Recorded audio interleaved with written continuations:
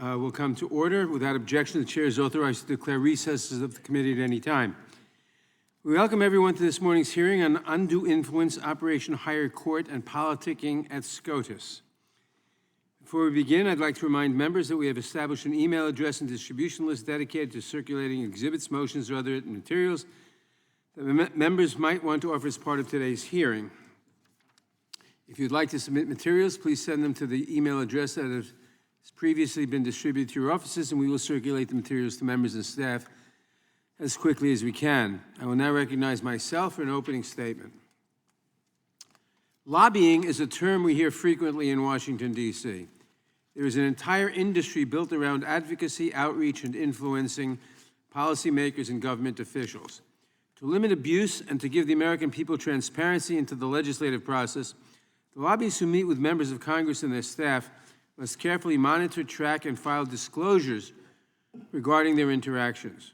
And the lawmakers themselves have extensive disclosure requirements when they are treated to gifts, meals, and travel.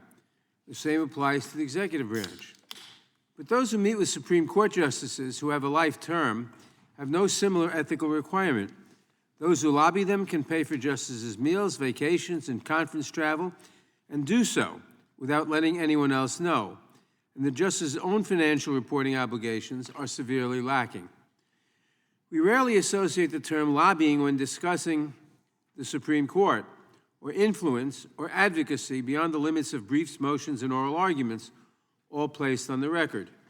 The Supreme Court is an institution meant to be beyond both influence and reproach, held in esteem by the general public, and one governed by the facts and laws argued before it. Unfortunately, as we will hear today, that might not always be the case. The court may in fact be susceptible to outside influence and lobbying. Recent reporting has uncovered a sophisticated covert lobbying scheme known as Operation Higher Court that operated behind the curtain at the Supreme Court for more than 20 years. One of our witnesses, Reverend Schenck, will describe how his organization worked with donors to develop long-term relationships with the conservative-leaning members of the Supreme Court to move them farther right on faith-based issues. This quiet lobbying by what he terms stealth missionaries generally began as encounters at events held by the Supreme Court Historical Society and evolved to include private dinners and even vacations with justices and their wives. These were not merely social occasions. They had an explicit mission to encourage the justices to resist compromise and to take hardline stances on priority faith-based issues such as abortion, religious accommodation, and same-sex marriage. Reverend Schenck's organization identified conservative Christian justices enjoying a life term who they believed may be sympathetic to their organization's beliefs. His supporters then sought to use this shared faith to infiltrate the justices' social circles and to push them further to the right, away from compromise and towards more extreme legal positions. Access to abortion care, contraception, gay marriage, in all these areas critical to Reverend Schenck's ministry, he sought to encourage the justices to use their faith to decide America's laws. In his written testimony, Reverend Schenck testified that even he believed the justices viewed Roe v. Wade as settled law. But this did not stop him or his supporters from lobbying specific justices, urging them to undermine women's access to basic medical care. These efforts, whether through private group prayer sessions, intimate dinners, or lavish trips, ultimately bore fruit when Justice Alito delivered his decision in Dobbs, overturning Roe v. Wade and putting women's health care across the country in peril. We are now left wondering how much of this decision, upending decades of established precedent, was influenced by the organized wealthy donors lobbying to move the conservative justices to the right. To be clear, no one in this story, neither Reverend Schenck nor his supporters nor the justices of the Supreme Court, broke the rules. And that is the problem. If the Supreme Court were subject to a code of ethics like the rest of the federal judiciary, and like the legislative and executive branches, they would need to follow basic financial disclosure reporting, gift rules, and recusal guidelines. And they would need to ask of themselves what every employee of Congress, of the White House, and of the federal courts asks. What is the nature of this friendly dinner? Is someone asking something of me? Many in Congress and in the media have focused on the revelation that one of Reverend Schenck's stealth missionaries received advance word of the Hobby Lobby decision, allegedly from Justice Alito himself. While this breach of trust was undoubtedly a serious incident, made even more troubling in light of the leak of the Dobbs opinion earlier this year, it should not be the key takeaway from Reverend Schenck's story. The moral of the story is this: Supreme Court justices cannot effectively self-police their own ethics, and we shouldn't expect them to. Without established guidelines, at best we leave justices with the impossible and exhausting task of evaluating ethics without a clear standard. And at worst, we have justices accepting overtures from individuals seeking to influence the court with little to no transparency. Ethics should not be a partisan issue. In 2018, this committee passed by voice vote legislation sponsored by Congressman Issa that would have created a code of ethics for the Supreme Court. Our colleague, Congressman Hank Johnson, has since introduced similar legislation. I sincerely hope that we can all work together to pass legislation that would help restore America's faith in our highest court. I now recognize the ranking member of the Judiciary Committee, the gentleman from Ohio, Mr. Jordan, for his opening statement. Thank you, Mr. Chairman. March 2020, on the steps of the Supreme Court, Senator Schumer said, quote, "I want to tell you, Gorsuch, I want to tell you, Kavanaugh, you have released the whirlwind and you will pay the price. You won't know what hit you." April of last year, the Democrat chairman of the House Judiciary Committee introduced legislation to add 4 associate justices to the United States Supreme Court, to pack the court. May 2nd of this year, the draft opinion of the Dobbs decision was made public. The next day, May 3rd, the very next day, attacks on churches, crisis pregnancy centers begin. They occur around the country, and they continue for months. Over 100 churches, crisis pregnancy centers attacked since the leak of that opinion. Now, you know what they call all that? You know what all that's called? Intimidation. Threats against Justices Gorsuch and Kavanaugh, threats to pack the court, leaking of an opinion, and attacks on churches, a concerted effort by the left to intimidate the highest court in our land.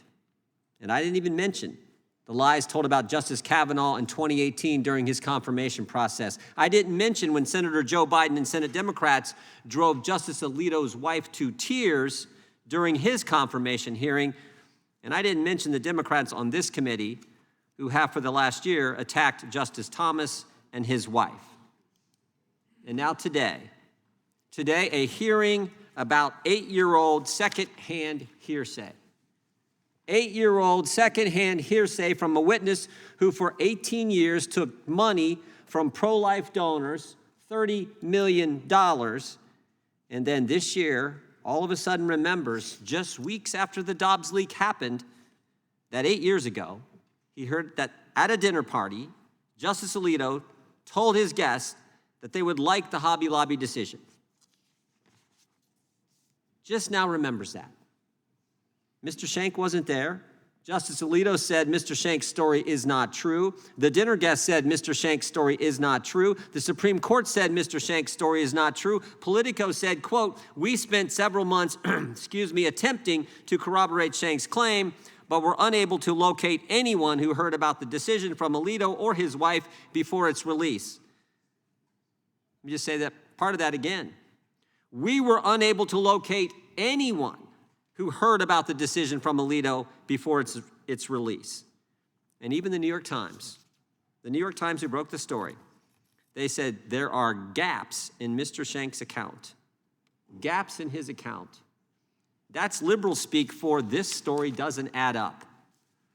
But I'll tell you something that did happen. The Dobbs draft opinion was in fact leaked, and it was made public on May 2nd, 2022. And after that leak, as I've said, dozens and dozens of churches were attacked. Dozens and dozens of pro-life crisis pregnancy centers were attacked. Protests occurred at Supreme Court justices' homes, and there was an assassination attempt on Justice Kavanaugh. But to date, in this Congress, not one hearing in the House Judiciary Committee about that leak. Not one hearing about the real leak, but here we are today at the end of the session having a hearing on the fake leak. From a witness whose story even the liberal press says, quote, "We were unable to locate anyone who can corroborate what he said." That's what we're doing. So I hope maybe in the last week or two of this session of Congress, maybe we can begin to look into what happened with the Dobbs decision, how that leak took place. I think that would be something that would merit our time and attention. I would also point out this, Mr. Chairman, before I yield back. We just got his testimony. We're supposed to get his testimony the night before. We just, at 12:20, we get his testimony for a 10 o'clock hearing. Been nice if we'd had that as well. With that, I yield back. Gentleman yields back. I now recognize the chair of the Subcommittee on Courts, Intellectual Property and the Internet, the gentleman from Georgia, Mr. Johnson, for his opening statement. Good morning, everyone, and thank you, Chairman, for holding this very important hearing on such short notice. And I also want to thank the witnesses, particularly Reverend Schenck, for being here today. And I appreciate the time that you all have spent here. We were supposed to get started at 10, but we had some things going on the floor that prevented us from meeting at that time. So I appreciate your forbearance. For years, I've been writing and warning about an ethical crisis at the Supreme Court, and I've introduced legislation to address it. Not just one, but more than one piece of legislation. And I've chaired hearings on it in my court subcommittee, more than one hearing. And I've spoken about it repeatedly on television, online, in person, to news anchors, experts, and activists. And I've been raising the alarm, and after almost 2 Congresses, here's where we are. 2022 has seen more scandals of greater magnitude seeping out of 1 First Street than in any other single year in recent memory. Yet, what has been done? Unfortunately, we haven't seen any action from the United States Supreme Court itself. Certainly, they have every reason to want to address this crisis. Their job approval rating is the lowest it's been in the court's entire history. Record numbers of Americans think the court is too powerful, too partisan, and far too unaccountable. And public opinion matters to the court because it is the public who must respect and abide by the court's decisions, especially decisions they may disagree with. That the court itself is unwilling to hold itself to standards equal even to those for lower court judges, members of Congress, and the executive branch makes matters even worse. It took pressure from congressional appropriators just to get the court to admit that it was even considering an ethics code, but that was 3 years ago. I'd say it's been only silent since then, but that would not be true. It's been scandals. It's been Federalist Society speeches behind closed doors. It's been secret dinners with secret donors. The court either cannot or will not do what is in its own best interest. So, therefore, Congress must step in. The Constitution and the American people, for that matter, have entrusted this body to make the laws necessary to preserve the national well-being. A nation whose highest court was secretly and successfully infiltrated for over 2 decades by activists whining and dining their way to the legal outcomes they want is not the hallmark of a healthy nation or a healthy democracy. So the answer here is not revolutionary. It's to impose a written code of ethics that would require justices to report more gifts more often and ensure the justices are not deciding cases for their friends and family members. My Supreme Court Ethics Recusal and Transparency Act, H.R. 7647, would do all of this. My friend and colleague, Senator Sheldon Whitehouse, led this effort by introducing the CERT Act in the Senate. Chairman Nadler has passed the CERT Act out of the House Judiciary Committee last May, and now the time has come for this legislation to be passed by the full House. I have every expectation that what we hear today will reinforce the already strong case for serious ethics reform at the Supreme Court. And I encourage my colleagues on both sides of the dais to hear this testimony in the appropriate context, as only the most recent of the court's many ethical lapses. I hope you will be moved to stand up, do your constitutional duty, and do what we must do to keep our nation healthy and strong, not only in the short term, but for the next 250 years. Again, I want to thank the witnesses for being here today, especially Reverend Schenck, our whistleblower, for shining a bright light on the need for Supreme Court ethics reform. Thank you, and I yield back. The gentleman yields back. I now recognize the ranking member of this court subcommittee, the gentleman from California, Mr. Ice, of his opening statement. Thank you, Mr. Chairman. I want to first associate myself with the ranking member's statements. I then want to comment briefly on the statement by the subcommittee chairman. I found it an amazing statement that a member of the House could so vigorously talk about the lack of confidence in the honesty of a body. Sitting in this body with all of the rules that we now want to add to the court, some of which I support, but all those rules don't change the fact that on balance, the court has been, and I suspect will continue to be, a group of individuals, 9 at the top, over 600 Article III judges, and countless more Article I judges, who for the most part deserve the public confidence of the American people, that the vast majority of them all the time endeavor to do the right and honorable and ethical thing. It does us no good today to look at legislation by denigrating another body.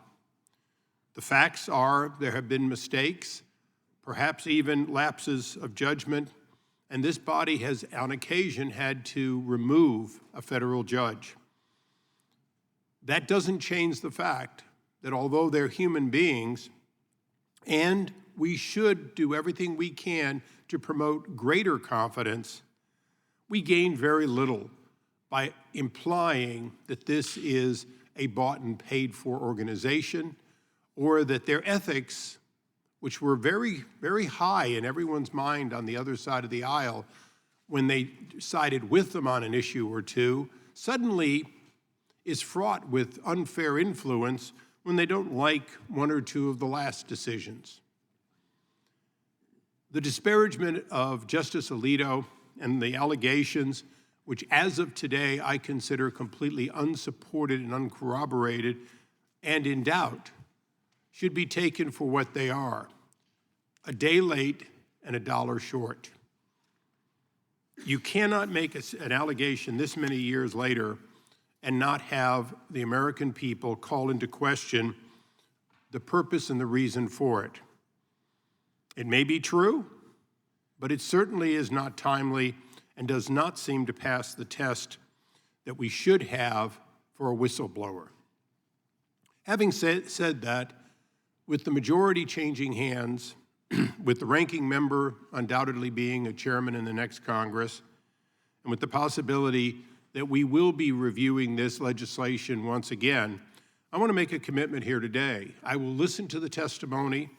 We will continue to meet with individuals on all sides of the issues, and we will look for the appropriate balance of self-rule by the Article III court, the Article III of the Constitution, the court, and those laws which should be passed to harmonize the Article 1, 2, and 3 of our government.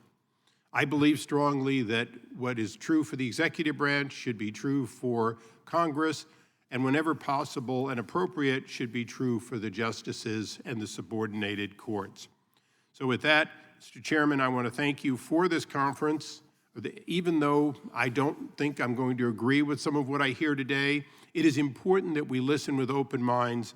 And lastly, I want to reiterate, Mr. Chairman, for the years that I've worked with you, because this may be our last hearing, God knows I'm hoping it's our last hearing, it has been a pleasure to work. As far as I know, it's our last hearing this year. Well, then, the point, though, is that I look forward to working with in the new Congress. You and I chaired together the subcommittee on the court some years ago, and I know that we can, in fact, strike the right balance, and I hope that we all will leave here today with the commitment to do just that. And I thank you for your leadership, and I yield back. Gentleman yields back. Without objection, all other opening statements will be included in the record. I will now introduce today's witnesses. Reverend Robert Schenck is the founder and president of the Dietrich Bonhoeffer Institute, named for a Protestant leader in Nazi Germany who resisted the rise of fascism and racism in his home country. Reverend Schenck holds his clergy faculties with the Mid-Atlantic Conference of the Methodist Evangelical Church in the USA. He received his certificate in Bible and Theology from Buffalo School of the Bible, his diploma in Ministerial Studies from Berrien College, and his BA, MA, and Doctor of Ministry from Faith Evangelical College and Seminary. Carolyn Fredrickson is the Distinguished Visiting Professor from Practice at Georgetown University Law Center. She's a nationally recognized expert on the Supreme Court and the U.S. Constitution, and recently served on the Presidential Commission on the Supreme Court. Previously, she served for 10 years as president of the American Constitution Society. Professor Fredrickson earned her BA from Yale University and her JD from Columbia Law School. Mark Paoletta is a partner at Sher Jaffe LLP, representing clients in congressional hearings and investigations. Before entering private practice, Mr. Paoletta most recently served as general counsel for the Office of Management and Budget under the Trump administration and as counsel to former Vice President Mike Pence. Mr. Paoletta received his BA from Duquesne University and his JD from Georgetown University Law Center. Donald Sherman is the Senior Vice President and Chief Counsel of Citizens for Responsibility and Ethics in Washington, or CREW. Mr. Sherman has a distinguished resume in ethics and oversight across the federal government, including time working in the White House, in both the House and the Senate, and in a federal agency. Mr. Sherman earned both his undergraduate and law degree from Georgetown University. We welcome our distinguished witnesses, and we thank them for participating today. I will begin by swearing in our witnesses. I ask that you please rise and raise your right hand. Do you swear or affirm under penalty of perjury that the testimony you're about to give is true and correct to the best of your knowledge, information, and belief? So help you God. You may be seated. Let the record show that the witnesses have answered in the affirmative. Please note that each of your written statements will be entered into the record in its entirety. Accordingly, I ask that you summarize your testimony in 5 minutes. To help you stay within that time, there is a timing light on your table. When the light switches from green to yellow, you have 1 minute to conclude your testimony. When the light turns red, it signals your 5 minutes have expired. Reverend Schenck, you may begin. Thank you, Mr. Chairman, ranking member, members of the committee. I am Reverend Robert Schenck, an ordained evangelical minister and former lead missionary for Faith and Action in the nation's capital, a religious organization active on Capitol Hill from 1995 to 2018. I am now president of the Dietrich Bonhoeffer Institute here in Washington, named after the World War II-era German theologian and Nazi resistor who tried to protect the German evangelical church from Nazi co-optation before he was executed in 1945. Our institute supports ethically courageous leaders like our namesake who address the social issues of our time. I am here to present facts, as I know them, about Operation Higher Court, a Christian mission that I directed as part of Faith and Action for 20 years to bolster conservative Supreme Court justices in the views they already held. I had no qualms about complying with this committee's subpoena to testify, but I did not seek this public forum. After 4 decades of public life, I now relish the serenity of time with family, friends, colleagues, and my beloved books. Neither did I instigate the news coverage surrounding this subject. That began when a reporter overheard a former colleague talking about prayers we had with some of the justices inside the Supreme Court building. Before that, following stories about the leak of the Dobbs decision this past May, the New York Times had learned about my role in an earlier leak related to my work at the court, but I did not go on the record with them until much later. That was after I received no acknowledgement of a letter I sent to Chief Justice John Roberts in July detailing the matter. I had written it principally out of a concern that a court subordinate would unfairly take the blame for the Dobbs leak, suffering draconian punishment. Yet, I knew a justice would face no consequence for such a breach. By the time I went on the record, I was convinced there was even more significant implications not only to the 2014 leak, but also to the facts surrounding it. Operation Higher Court involved my recruitment of wealthy donors as stealth missionaries who befriended justices that shared our conservative social and religious sensibilities. In this way, I aimed to show these justices that Americans supported them and thanked God for their presence on the court and the opinions they rendered. Our overarching goals were to gain insights into the conservative justices' thinking and to shore up their resolve to render solid, unapologetic opinions, particularly against abortion. I called this our ministry of emboldenment. It was not an attempt to change minds. Beyond convivial small talk, our missionaries did not engage liberal members of the court. My recruits for Operation Higher Court were older, highly accomplished, and independently minded. They did not take kindly to being told where to go, what to do, or how to do it. Successfully deploying them required their autonomy. I did suggest tactics to cultivate affinity, but otherwise, our folks were on their own. Most of them limited their support to regular prayers on behalf of the justice's family, warm personal greetings and assurances of goodwill at social functions, and sending greeting cards on special occasions. But they might also host justices or their spouses for meals at restaurants, private clubs, or their homes, and sometimes the justices reciprocated. The Hobby Lobby leak resulted from one of these arrangements. Throughout this ordeal, I've had to look deeply at what my cohorts and I did at the Supreme Court. I believe we pushed the boundaries of Christian ethics and compromised the High Court's promise to administer equal justice. But I'm also conscious we were never admonished for the type of work our missionaries did. Quite to the contrary.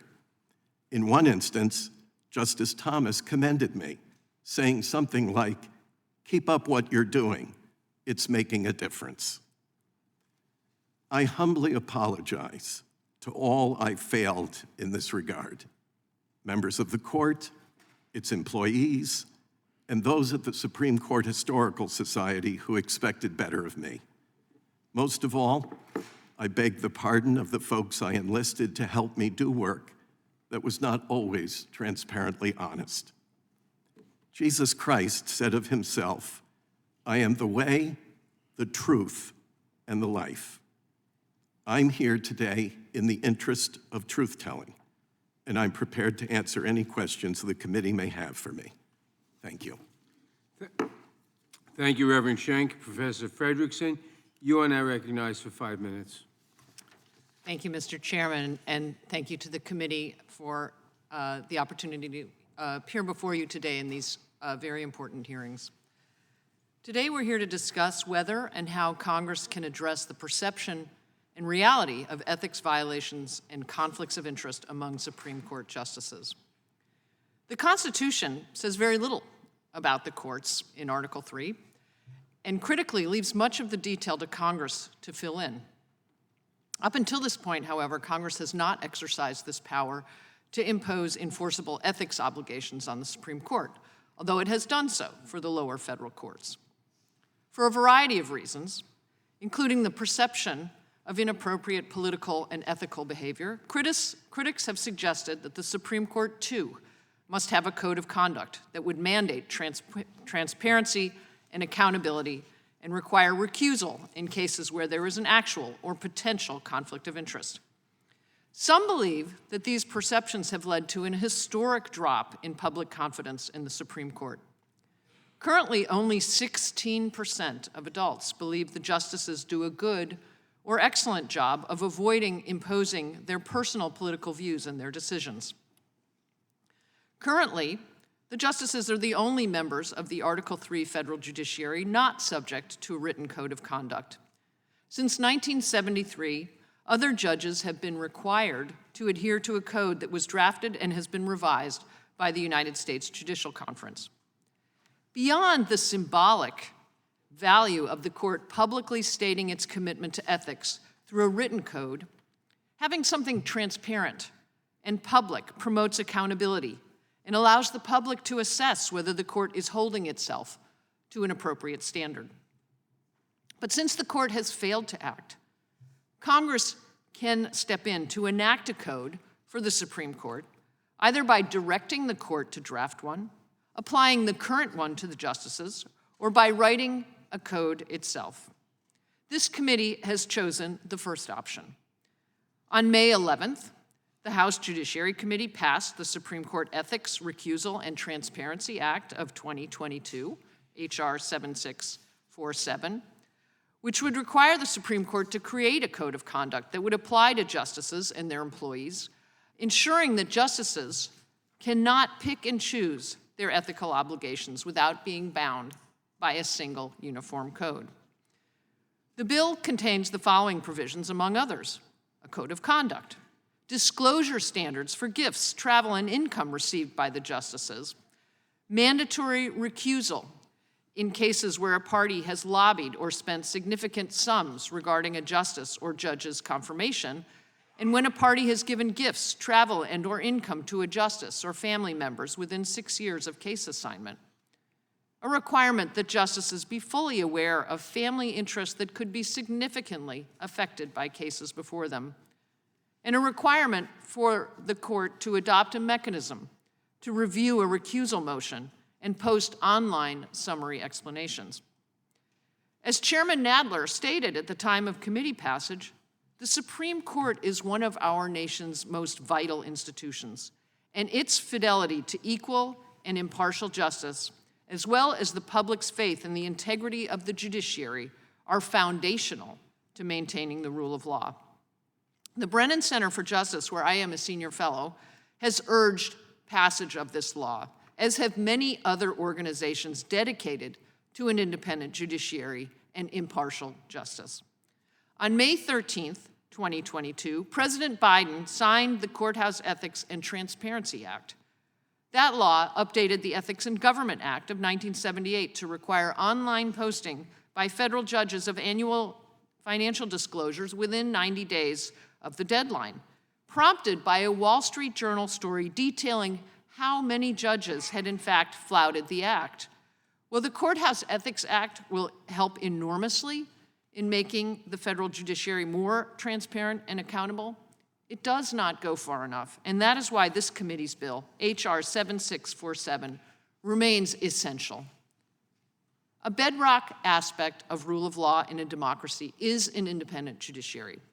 Chief Justice Roberts underscored this vital need when he wrote to the nation's federal judges to reflect on our duty to judge without fear or favor, deciding each matter with humility, integrity, and dispatch. And he called on them, quote, to resolve to do our best to maintain the public's trust that we are faithfully discharging our solemn obligation to equal justice under law. There would be no better way to maintain, or perhaps, unfortunately, to regain that public trust than embracing the call for a code of conduct and showing the American people that the court is indeed dispensing equal justice under law. Thank you, Mr. Chairman.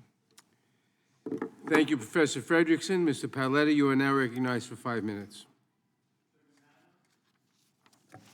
Chairman Nadler, Ranking Member Jordan, and members of the committee, thank you for this opportunity to testify. Today's hearing is another in a concerted effort by congressional Democrats and their media allies to undermine the legitimacy of the Supreme Court now that the court finally has a working originalist majority.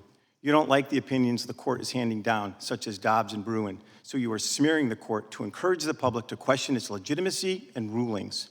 This year, we have seen political attacks on Chief Justice Roberts, Justice Thomas, Barrett, Gorsuch, and now Justice Alito. This political assault on the court is a dangerous game, as evidenced by the attempted assassination on Justice Kavanaugh and the need for round-the-clock security for the justices. My written statement addresses why the allegations against Justice Alito are unfounded, why the so-called Operation Higher Court is an absurd and classic grift, and why the justices' conduct does not raise judicial ethics concerns, and certainly not compared to the behavior of the late Justice Ruth Bader Ginsburg. But I want to focus the rest of my oral statement on Mr. Schenck's credibility, or lack thereof. The committee has convened a hearing to listen to allegations from a man who has built his entire career on deception and deceit. He admits to telling, in his words, a fair number of consequential lies. In fact, Mr. Schenck has been found by a federal judge to have lied repeatedly under oath. Mr. Schenck rewrites history to suit his needs.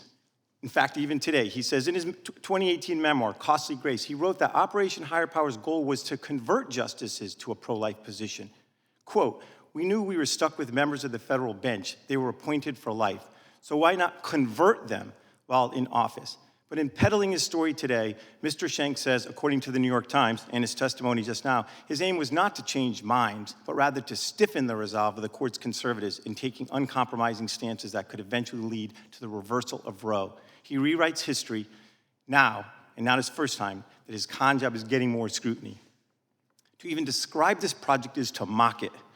He would send these stealth missionaries to persuade the justices with biblical references, supposedly strengthening the resolve. It is a somewhat Manchurian Candidate feel to it, where covert agents say code words to activate a justice. Aside from the pure dishonesty of this campaign, does anyone actually believe that Justices Scalia, Thomas, and Alito need any converting or bucking up of their views of Roe v. Wade, that it was wrongly decided and needed to be overturned? Justice Thomas and Scalia had already voted to overturn Roe in Casey in 1992. And Justice Alito, when he was at the Department of Justice, had written in 1985 that the Constitution, quote, does not protect a right to an abortion, years before this Schenck operation began. Mr. Schenck preyed on the goodwill of well-intentioned people who cared about pro-life issues to contribute $30 million to him. But Schenck's entire project was a grift and had zero impact on these justices or any justice in their votes or opinions. Today's hearing concerns Mr. Schenck's dubious claim that in June 2014, during a dinner at their home, Justice Alito or his wife disclosed to two of Mr. Schenck's donors the resultant author of the Hobby Lobby decision 3 weeks before it was issued by the court. Of course, Mr. Schenck was not at this dinner himself, but rather claims he was told by one of the donors, the participant, the next day. But Gail Wright, who was at this dinner, denies that Justice Alito or his wife ever disclosed this information. Justice Alito also denies that he or his wife disclosed such information. Mr. Schenck manipulates vague emails to spin a tale, but they don't prove anything. We are left with relying on the credibility of Mr. Schenck's word, and he is not a reliable narrator of the truth. He wants us to believe he has changed and put that deceptive and lying self behind him. But lots of people change their views on a topic. Being a deceiver and a liar is a separate matter, and changing that lying habit is harder. Mr. Schenck is and always has been chasing the money. In the old days, he conned wealthy conservative individuals. His new targets are progressive funders like Abigail Disney, who provided the seed money to start his new organization several years ago. But based on his recent IRS filings, he is running low on revenue, so he's decided to amp up his stories from his dark days. We have seen this show before. Committee Democrats and their allies argue that changes to the court are necessary because recent polling, just heard this today, that show the Supreme Court's approval rating is at 40%. But perhaps Congress should look in the mirror. What does it say that Congress's approval rating under Democrat control is only at 21%, with a 75% disapproval rating? Perhaps Congress should make changes to itself before meddling with the Supreme Court. This committee is so desperate to undermine the credibility of the Supreme Court and its conservative justices that it showcases a con man with a known record of lying and deception and zero credibility. And in this process, the committee is helping to smear an honorable justice and a good man. These attacks must end. I'd be happy to answer any questions. Thank you, Mr. Paletta. Mr. Sherman, you are now recognized for 5 minutes. Mr. Chairman, Mr. Ranking Member, and members of the committee, thank you for the opportunity to appear before you to address the ongoing ethical crisis at the Supreme Court.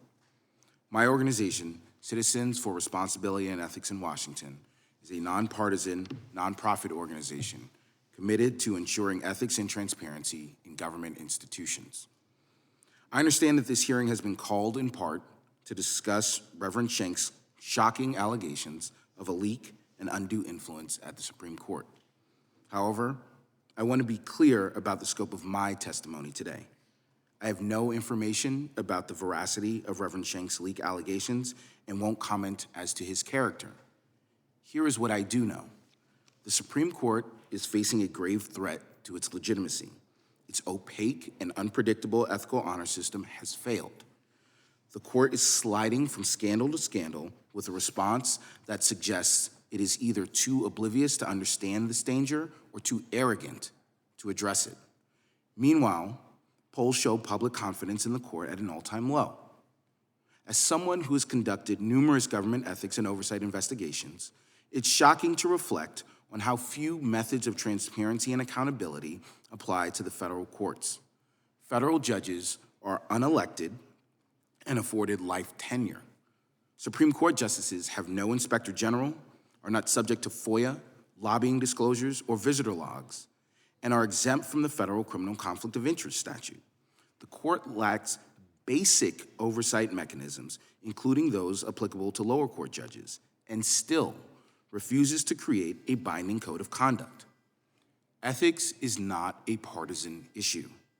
America is losing faith in an institution whose credibility is its currency, and for good reason. Justices across the ideological spectrum have participated in cases in which they have a financial interest or that directly impact their spouse. Influence seekers are cozying up to justices at black tie galas. And months after the Dobbs leak, there are now allegations that a justice leaked details of a different opinion to wealthy activists recruited to buy access to him. These scandals are just the latest examples of the judiciary's larger systemic ethical failure. For decades, justices have tested the limits of the system's weak norms. Activists and advocates, regardless of motivation or ideology, have exploited loopholes in the court's ethics regime to obtain access to and potentially influence individual justices. That is the undisputed truth at the bottom of Reverend Schenck's allegations, that the Alitos became friends with the Wrights because Reverend Schenck recruited and groomed the Wrights to do so. Although other justices rejected similar overtures, the Supreme Court's non-existent ethics regime could do nothing to stop it. Even more troubling, neither this body nor the public know what rules or process exists to investigate Reverend Schenck's allegations, the Dobbs leak, or other ethics issues. The court appears to have none, yet has chafed against oversight from any other branch. Imagine, for example, if in response to a congressional letter or IG inquiry, an agency simply responded, well, the subjects of the investigation said they didn't do it. Congress and the public would be rightly outraged. That's essentially what the court's lawyer told Chairman Whitehouse and Johnson last month. It's both obtuse and untenable. In my written testimony, I outlined several steps that Congress can take under the Constitution to help fix these ethics problems and rebuild public faith in the court. I do not have the time to discuss all of them right now, so I will focus on the one that's most relevant to this hearing. The Supreme Court needs a public, binding code of conduct. If the court does not adopt its own, then Congress should require the court to develop one. That code needs to have significant limitations on the types and amounts of gifts that justices are allowed to accept and on their participation in outside events or speeches with politically aligned organizations, among others. The code also needs to include a clear standard for recusal and require justices to make those recusal determinations public. One of the central lessons of Operation Higher Court is how easy it is for the wealthy and connected to buy access to our justices. Reasonable people can and should question how that access undermines the credibility of an institution tasked with providing equal justice under law. Although Reverend Schenck is in the proverbial hot seat today, the arrogance and benign neglect of the Supreme Court are the actual reasons these scandals persist. In closing, the people have given Supreme Court justices the power to expand or take away our fundamental rights, and even to decide matters of life and death. In exchange, we merely demand that members of the highest court be held to the highest ethical standards. If the court continues to reject those calls, then Congress must step in and mandate reform. While the Supreme Court may interpret and even strike down our laws, it is not above them. Thank you for the opportunity to testify on this important topic. I look forward to your questions. Thank you very much. Let me announce to my colleagues that there's a vote on the floor, but we'll keep going as long as we can, consonant with giving everybody a chance to vote, and then we'll reconvene. I thank all the witnesses for their testimony. We'll now proceed under the 5-minute rule with questions. I recognize myself for 5 minutes. Mr. Sherman, the executive and legislative branches are subject to extensive ethics rules, much more than the judicial branch. In your opinion, have those worked? And why is the ease of access and ability to influence the court compared to Congress and the executive branch so concerning? Thank you for the question. Well, I certainly think that the executive branch and the congressional ethics regimes could be strengthened. I think they pale, the Supreme Court's ethics regime pales in comparison. In fact, the Supreme Court doesn't even have to meet the ethical standards or have an ethical process consistent with what lower court judges have to abide by. So it is highly problematic and quite curious why the highest court in our land has the lowest ethical standards, even as compared to other federal judges. Thank you. Professor Fredrickson, can you tell us what specific prohibitions or guardrails you think must be included in any code which the justices may adopt? Well, thank you for that question. I think the guardrails that this committee has included are very significant ones. I think limitations on the ability to accept gifts, very important disclosure rules, and recusal. Recusal has to be something that actually really applies more forcefully to the justices. That is, there needs to be a policing mechanism that doesn't exist right now. Right now, the justices are the only judges in their own cause. They decide themselves whether to recuse, and there is no oversight mechanism of that. The court should be directed, as this committee's bill would do, to develop its standard and a policing approach where there would be some review by the court as a whole. Let me just ask you very quickly, if the court didn't do that, would you think it proper for Congress to impose a code? I think it would be far more preferable were the court to do it itself for many reasons, but I do believe that Congress could also do so. Thank you. Reverend Schenck, what was the purpose of working to embolden conservative Supreme Court justices, especially when you suspected that they already agreed with you? Thank you, Mr. Chairman. We're all human beings, all cut from the same cord. If there's anything I've learned in 45 years of ordained ministry, it's that we all suffer similarly, we all have similar weaknesses, and when I arrived at the Supreme Court in the late 1990s, at least my fellow conservatives and I had convinced ourselves that the conservative members of the court were beleaguered. They were disfavored. They were routinely maligned and insulted in the public arena. And we thought they needed some shoring up. And we also were concerned that some of them had assured in their testimony during confirmation hearing that Roe v. Wade was settled law, and that maybe, just maybe, other forces could work to intimidate them from coming after Roe.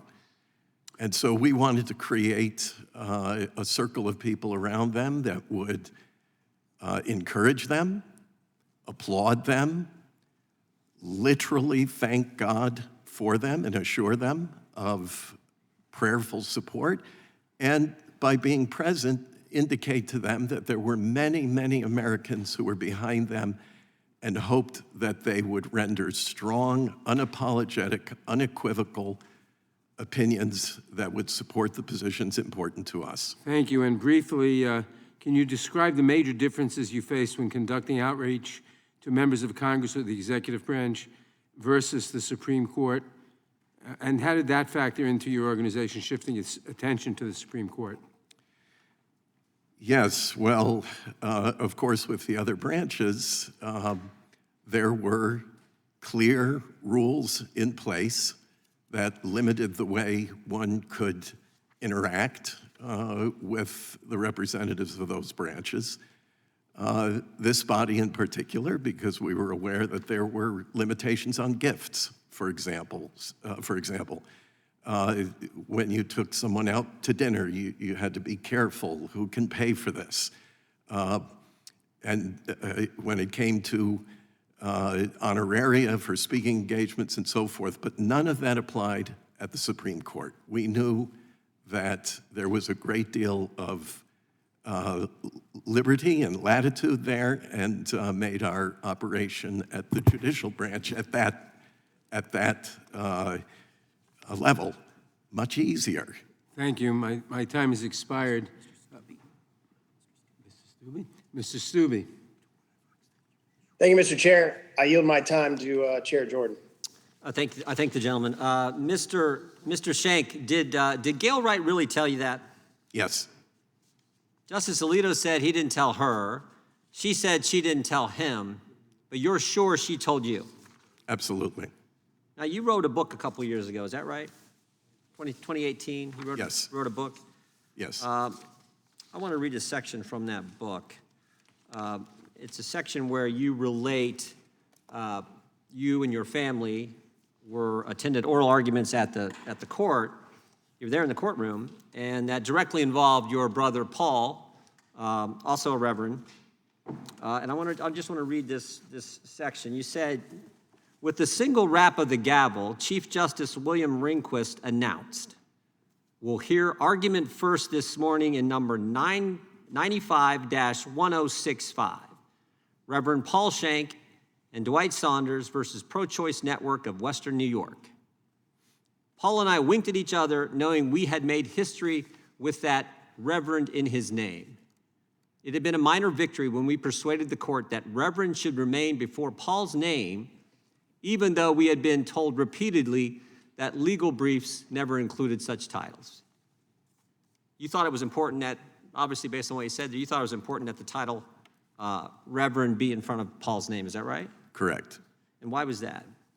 Because we saw it as a religious liberty matter, and that would make it clear that it fit in that category.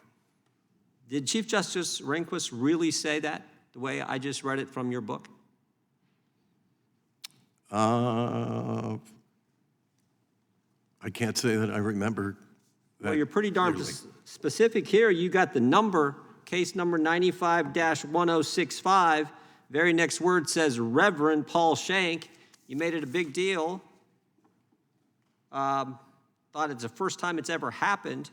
I'm just asking, did it really happen?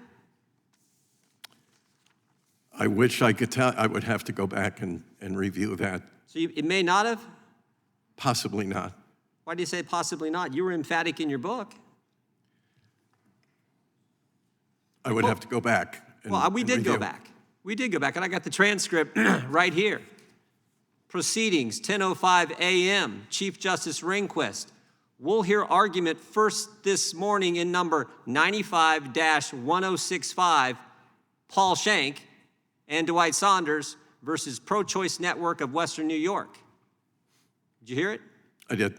Was there a word missing? Title Reverend. Yeah, wasn't in there. In your book, you said it was a big deal, so much so that you winked at your brother. Did you wink at your brother? Yes. What'd you wink for if it wasn't in the title? Well, it was our case. But that's not, you said you winked because they included Reverend in the title, and the transcript says Mr. Rehnquist didn't. Perhaps not. Perhaps? Court reporter get it wrong? Did he say it and the court reporter get it wrong? Well, then. Well, we got the audio too. I'm going to play that for everyone to hear.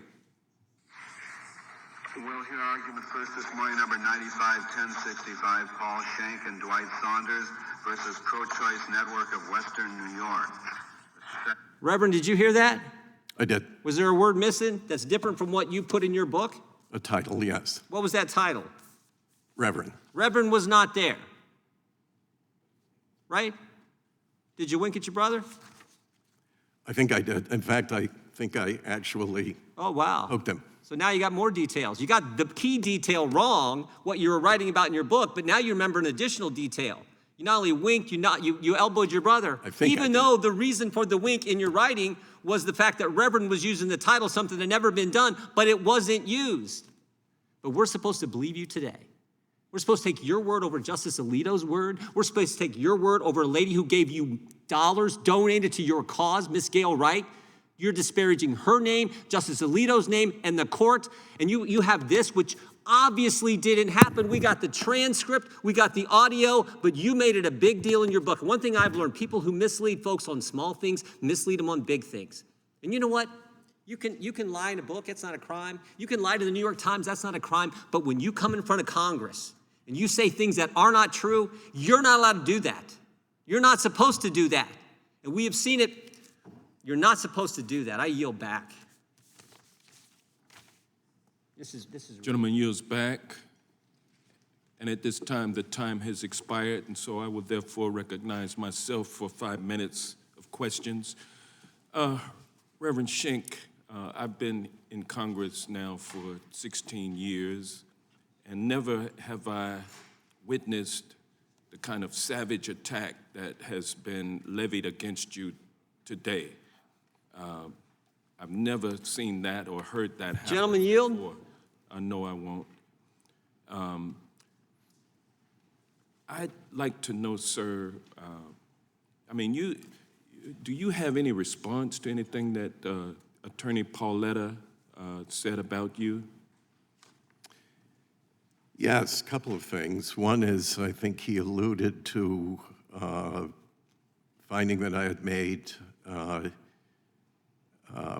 untruthful statements under oath, something like that. In those days, I was a street activist. And these were, there were a number of criminal proceedings. At that time, we felt we were not, those of us who were activists were not obligated to incriminate ourselves. It was up to others to prove their accusations against us. I will say that, you know, activists, like politicians, become hyperbolic. We use inflammatory language for effect.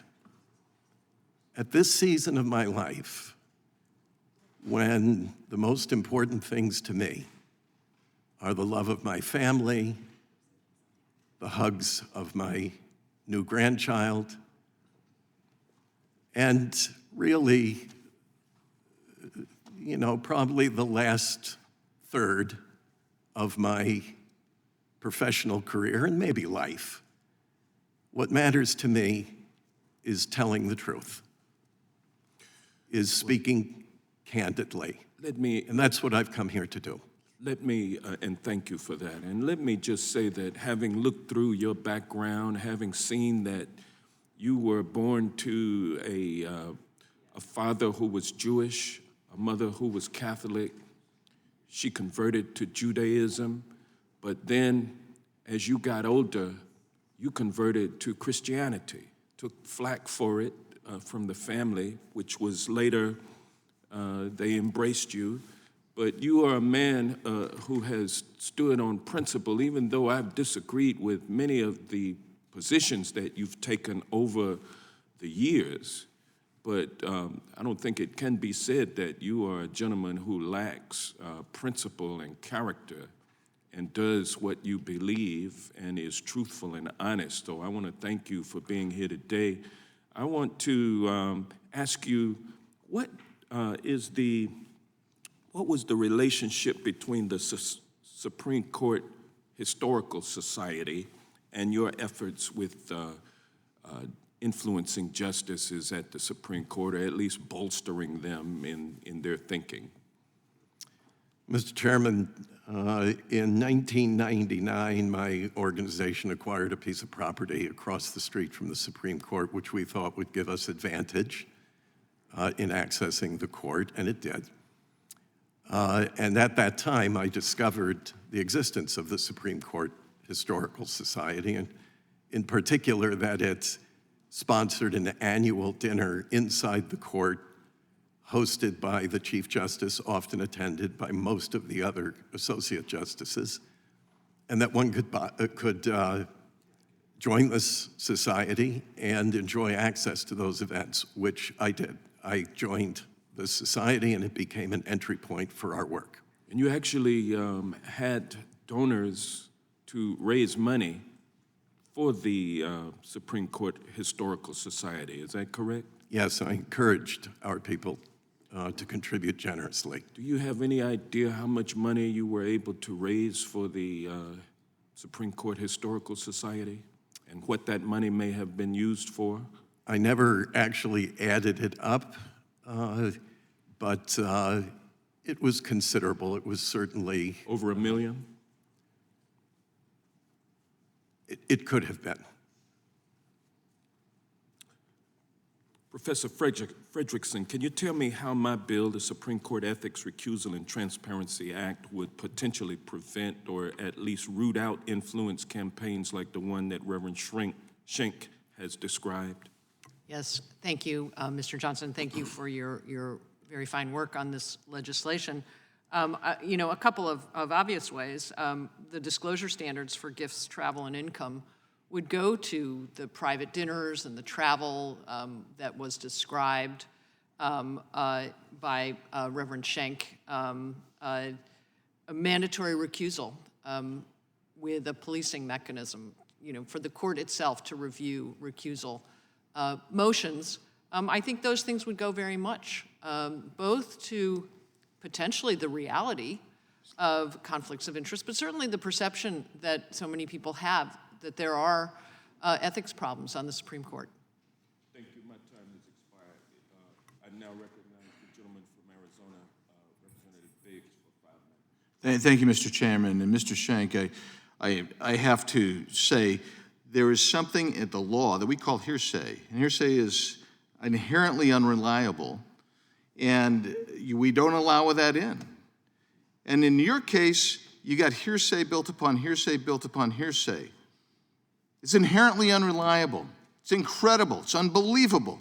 So we don't let that in. You'd have to have 3 exceptions to the hearsay rule to get that in. You got none. You got none. At the law, we call it hearsay. You know what we call it in the world away from law? Gossip, innuendo, deceit. And I have to tell you, it is one of the most pernicious performances I've seen publicly in a long time. I find it interesting, Mr. Chairman, we're having this hearing, given the committee's the Democrats' lack of reaction to the leak of the draft of the Dobbs decision. You held 0 hearings on it. An assassination threat was made.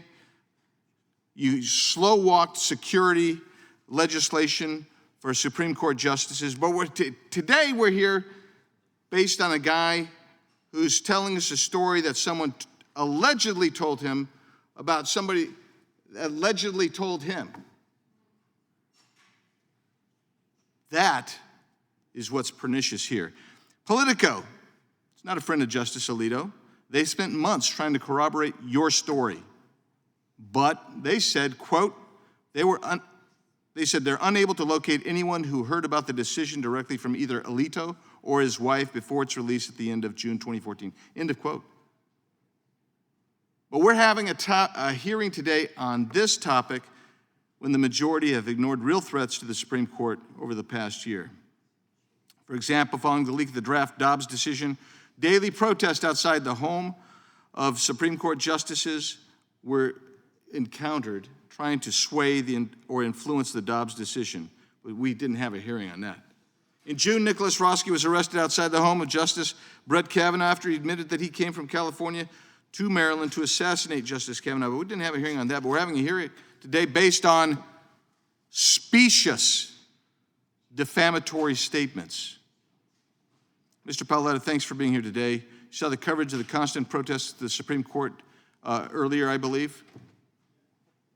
What were those protests designed to accomplish, do you think?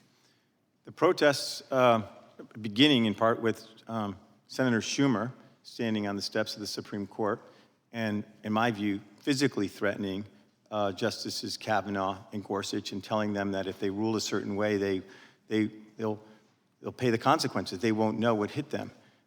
So we also have to remember it went back to Senator Schumer making that threat on the steps of the Supreme Court about what kind of case? An abortion case.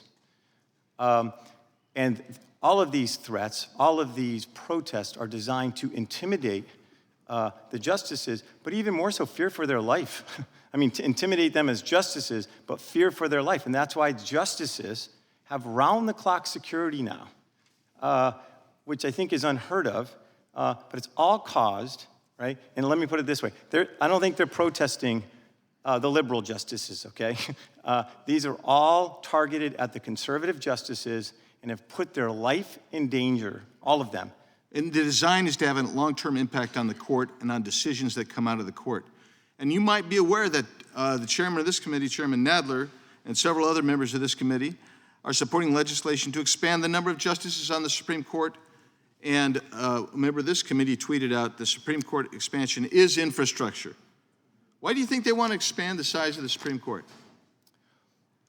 For many, many years, the Supreme Court has basically been a super legislature, putting in place sort of policies and essentially laws that they couldn't get enacted through the democratic process. So they want to return to those days and increase the court size so that they can get these policies adopted.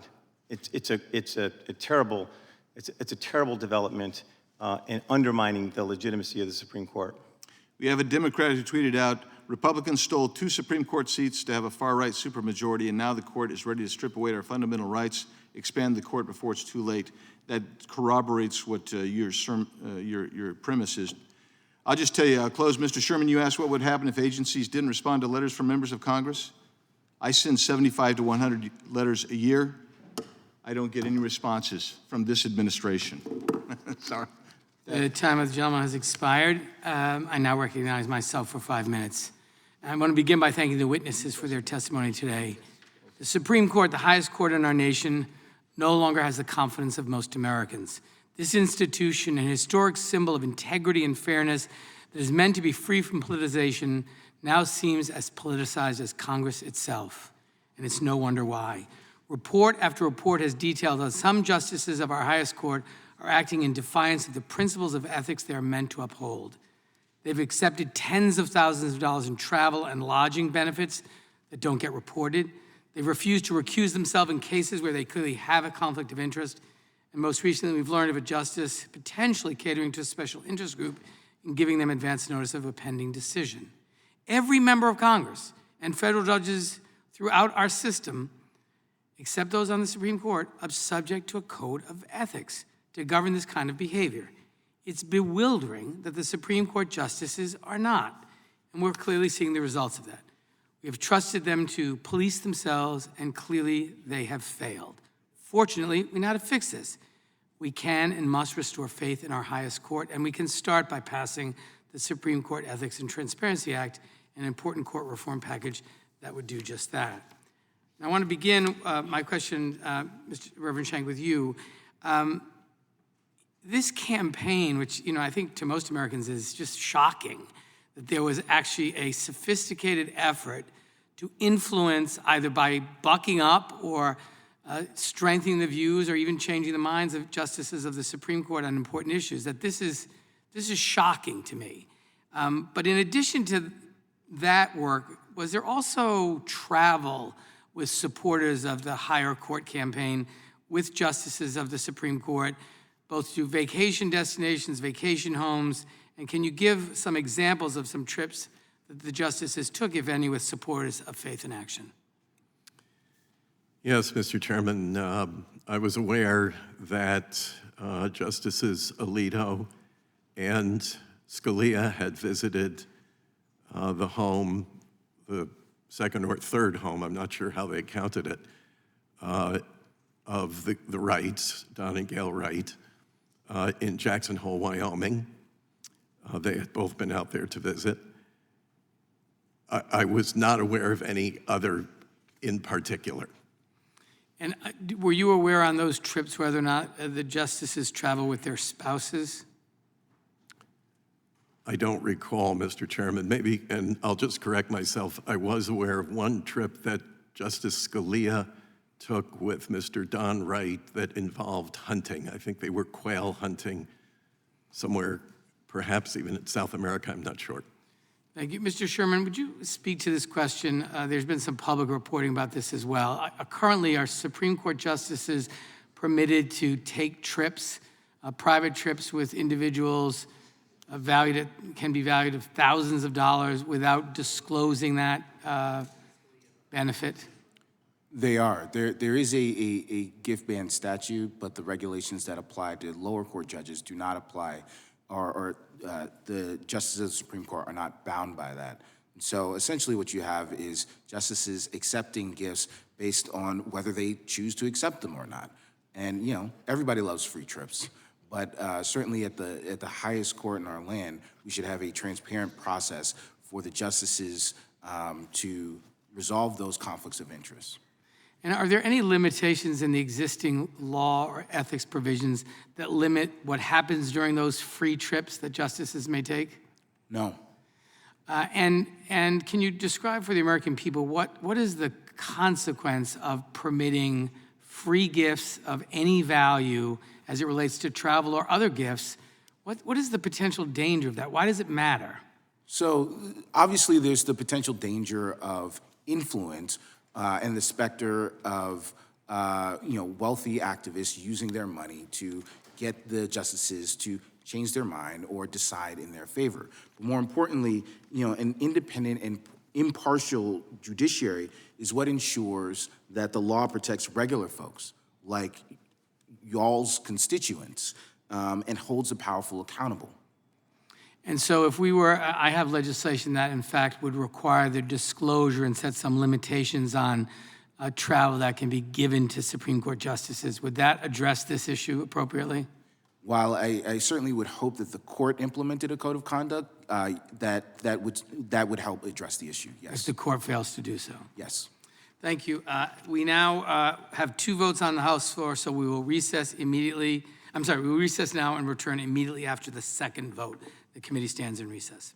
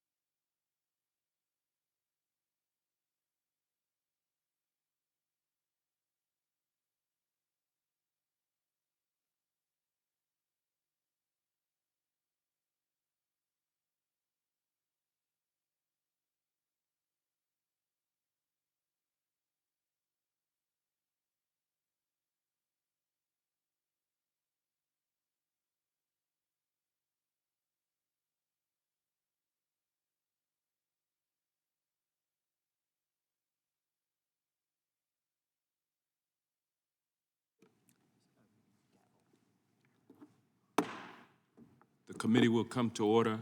I will now recognize Mr. McClintock, the gentleman from California, for 5 minutes. Thank you, Mr. Chairman. This hearing is absolutely astonishing to me. Your star witness is a pathetic grifter, a documented liar. And he comes here to tell us that in 2014, Justice Alito told a dinner companion how a Supreme Court would rule in the Hobby Lobby case. But his source vehemently denies it. The justice vehemently denies it. There are no contemporaneous notes or recordings, and not a single newspaper can corroborate this, although they desperately tried. So the testimony is impeached by the very sources the grifter claims to have had, and there's nothing to support his claims. And he didn't think to share it publicly until 8 years later, when the left began a concerted effort to smear Justice Alito for the Dobbs decision and to delegitimize the court as an institution because they intend to pack it. Meanwhile, the Judiciary Committee has no interest in some fundamental questions like who leaked the draft of the Dobbs decision, or why isn't the Justice Department enforcing the law to protect Supreme Court justices from intimidation at their own homes, or did the Justice Department really interfere in the 2016 and 2020 presidential elections? Those are important questions. This is a theater of the absurd. And it's how the left operates, outrageous and slanderous claims, and when they're thoroughly debunked, they just move on to the next target. Mr. Chairman, I am sincerely embarrassed for you. I'm sincerely embarrassed for your colleagues. This hearing puts a punctuation mark on the whole sad proceedings of this committee. My problem in asking questions is simple facts are so damning against the Democrats as to make any further commentary pointless. So res ipsa loquitur, the thing speaks for itself. I'll simply ask Mr. Pauletta for any thoughts that he has in my remaining time. Mr. McClintock, thanks for the opportunity. You know, it's just, as I said in my opening statement, we're left with relying on the credibility of Mr. Schenck's word. And I noticed, because of course he didn't turn his testimony in until 10 minutes before the hearing, when I think the rest of us did the night before by 6 o'clock. So we couldn't cross-check it before the hearing. He says there was an interesting storyline in one of his comments, and I pulled up a Christian Newswire story from, I think, the day of the Hobby Lobby, it was of the decision, but he's referencing the fact that on the day of the oral argument, he claims in here that, I'll read it, on the day their case was argued before the justices, Reverend Schenck led the Greens and the Hahn family, owners of Conestoga Wood Specialties, for an unprecedented prayer service in the Supreme Court dining room just before they all entered the courtroom. I thought that was impossible to be having a prayer service on a day of oral argument in the dining room, okay? The Supreme Court is a pretty locked down place in general. When they're doing oral arguments, it's very locked down for things like that. If you look at his testimony today, he says, on March 25th, I attended the oral argument in the Hobby Lobby cave, having obtained a reserved seat from the Marshal office. Earlier that day, I had convened a prayer service in the Supreme Court's cafeteria dining area, which attorneys for both Hobby Lobby had attended.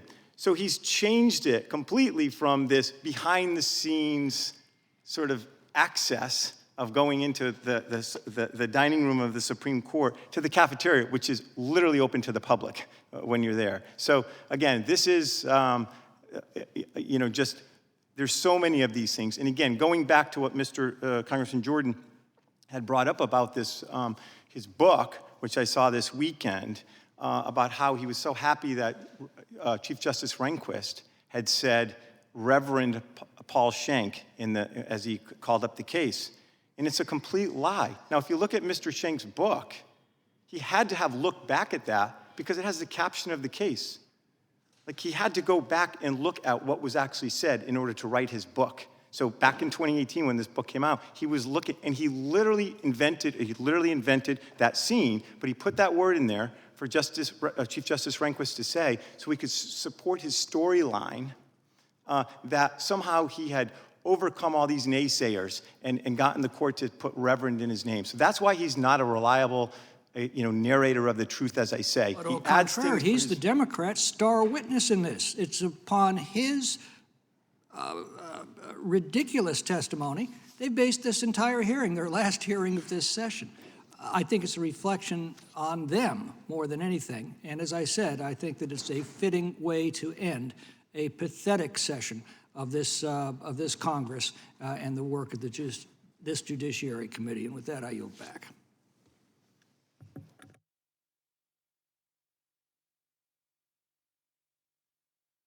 Gentleman yields back. I will now recognize the gentle lady from the state of Washington, Representative Jayapal, for 5 minutes.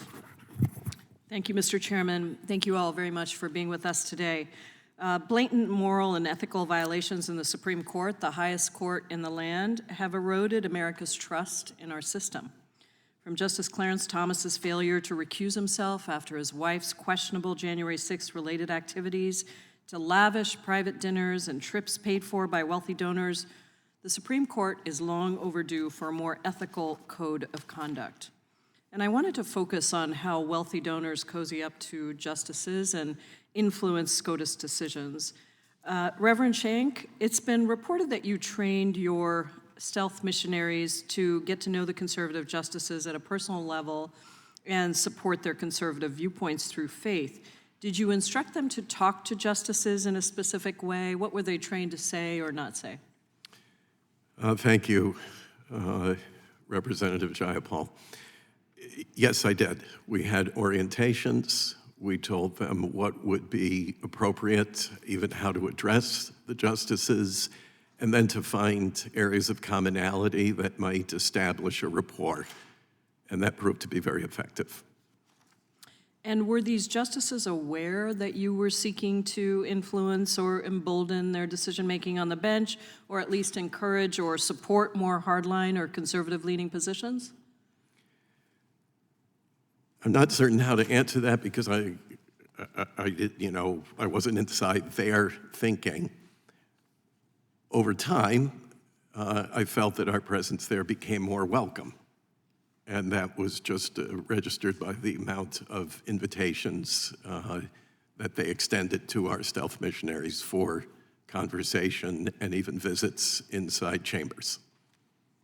And can you talk about how the messaging, particularly prayers in the company of conservative justices, was shaped as political? Yes. I was trained that prayers should always end with an uncertainty and a submission to the will of God, whatever that may be.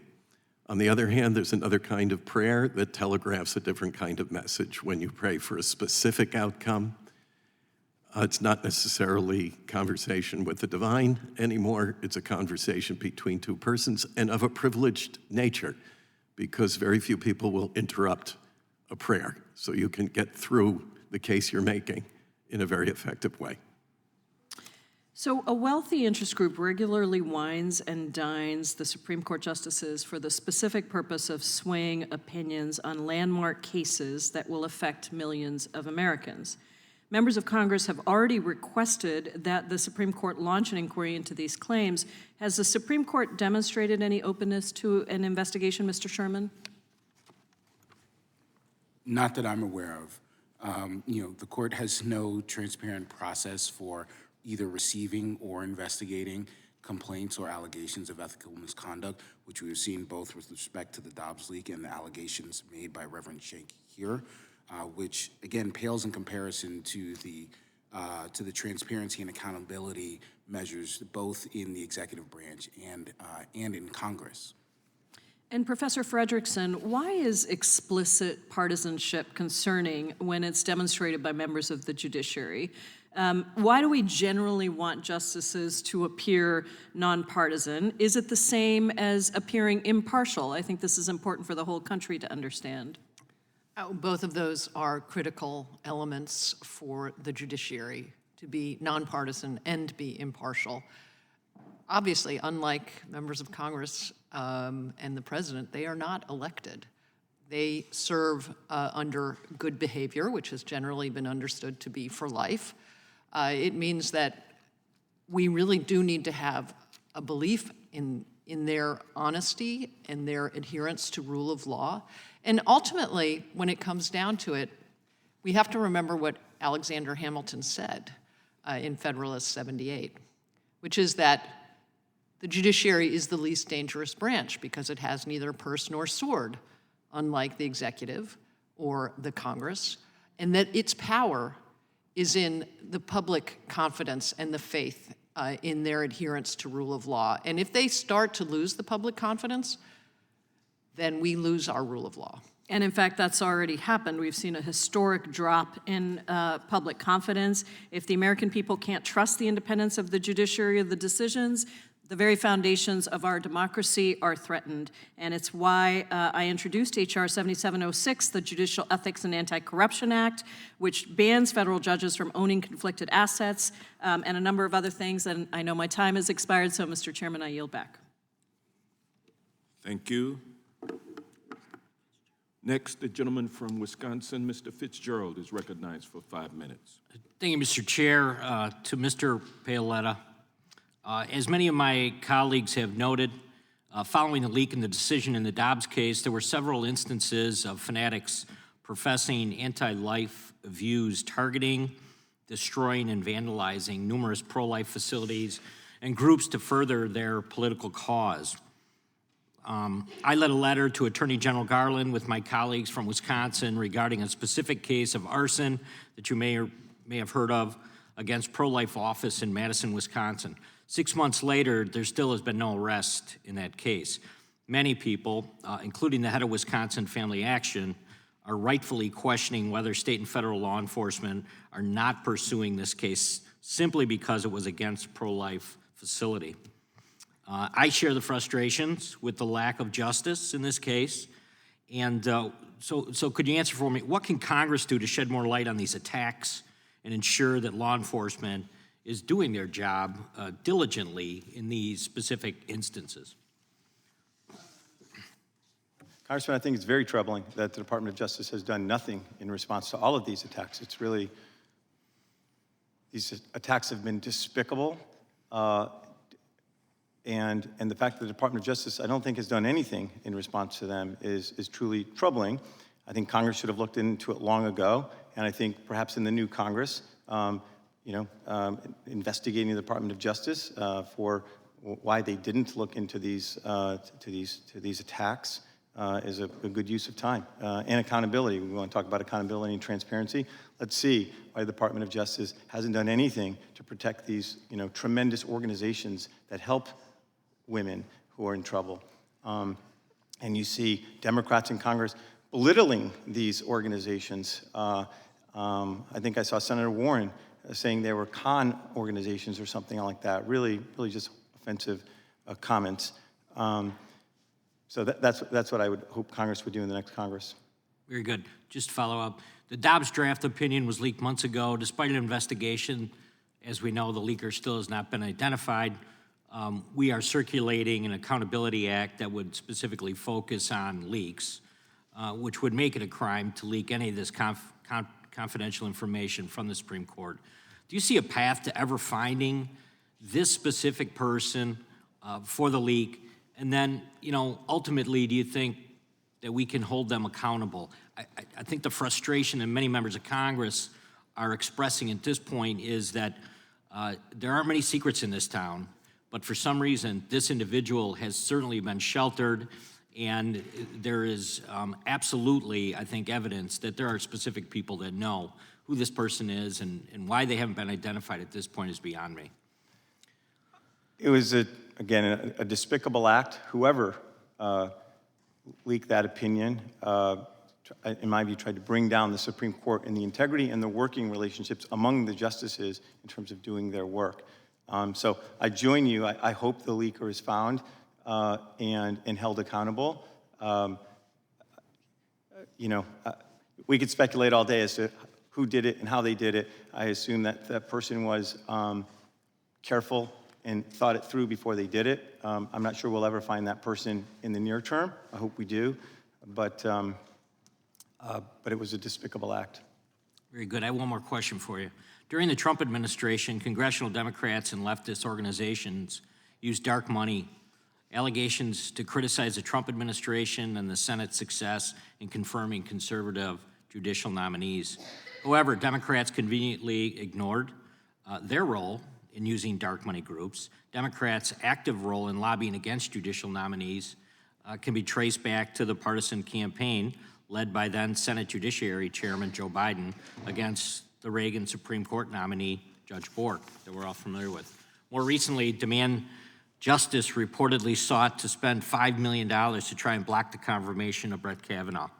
Additionally, Amalgamated Charitable Foundation is a 501c3 and a donor-advised fund, which is basically a charitable savings account for donors. It was created by the labor unions and Amalgamated Bank to support left-wing causes. My question would be, just to kind of sum this up, would be, is there a way of tracing this dark money, and how prevalent do you think it is in the system? And as far as you can tell, why do you think that there is this double standard that exists between any times you talk about dark money on one side versus another? Look, the First Amendment's important, and for people to be able to contribute and have their anonymity protected, and to have the free flow of exchange and sort of advocacy. But there is a wicked double standard that the Democrats, I think when you look at the amount of money that is spent on either side, I think it's Arabella advisors and all of their tentacles far exceed anything that the conservatives or I don't know that for sure, but I think that's right. So it's a double standard. I'm not. Gentleman's time has expired. If you would just wrap up. It's a double standard. Thank you. We will now go to the gentleman from California, Representative Swalwell, for 5 minutes. I thank the chair, and at the beginning of the hearing, Mr. Jordan alluded to threats that were made toward Judges Kavanaugh, Gorsuch, and others, and I want to make it clear that and I believe most of my colleagues have denounced any threats of violence that have been made to any judges, to any public officials. That's not how we conduct ourselves in this country. We enact the will of the people through voting, not through violence. But I do want to ask the ranking member, because he wants to have this conversation, will he, after tweeting this morning, a tweet that said, "The left attacks Justices Thomas and Alito because they're standing up for the rule of law, the Constitution, and freedom," will the ranking member denounce what the former president said last week when he said, "A massive fraud of this type and magnitude allows for the termination of all rules, regulations, and articles, even those found in the Constitution"?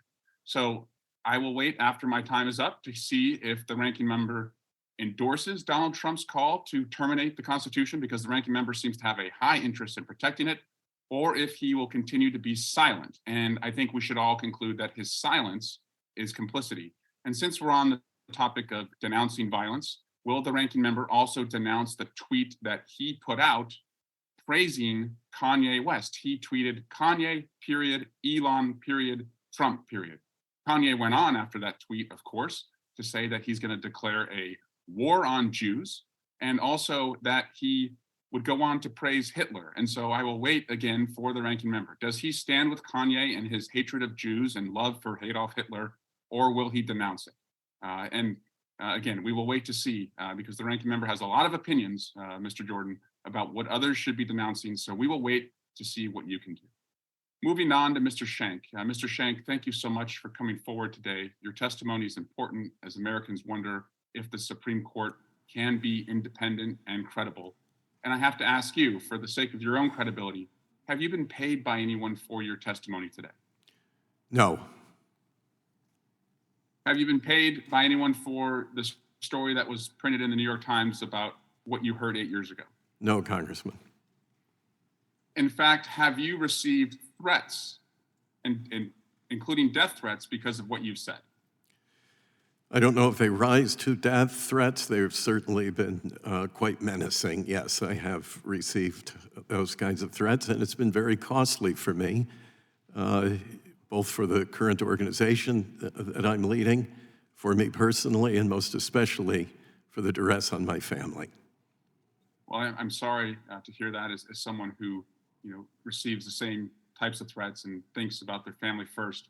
But I have to ask then, if you're not being paid for coming forward with this information and you are suffering threats to yourself and your family and your personal finances, why did you come forward? For three reasons, Congressman. One is I felt it was a moral obligation. Second, in this season of my life in ministry, I've made a new resolution that truth-telling should be at the core of everything that I do. And finally, I think it's in the best interests of the country. I think it's in the best interests of the court, where I spent 20 years and still have great respect for the institution and almost venerate it in a sense. But its integrity is critical to its success and role in our democracy. So those are the three principal reasons I'm here. There are more, but they haven't come without cost. Thank you, Reverend. God bless you and your family as you come forward with the truth. And Mr. Chairman, I yield back and I will sit here to see if Jim Jordan will address Donald Trump's threats to the Constitution, or if Mr. Jordan will just simply look the other way.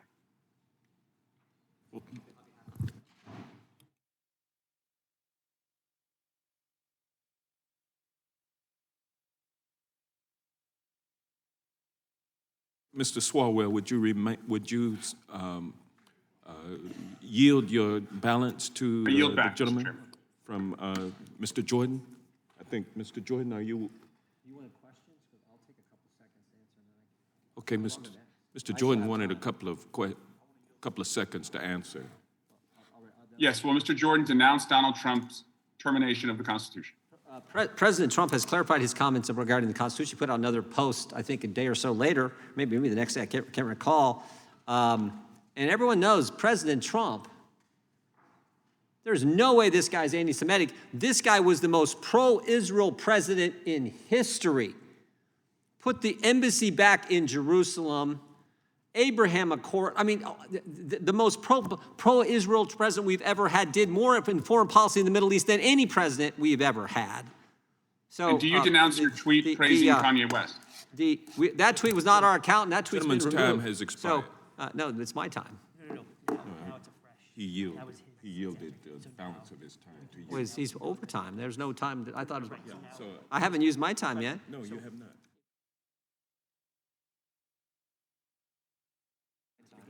Chair will now recognize the gentleman from Florida, Mr. Gates, for 5 minutes. Thank you, Mr. Chairman. Let me start by saying, used to be the case on Palm Beach Island that at the private clubs, no blacks or Jews were even allowed to be members or invited as members, and it was actually Donald Trump, before he was in politics, that made that, I think, very important change so that we weren't treating people differently based on their immutable traits.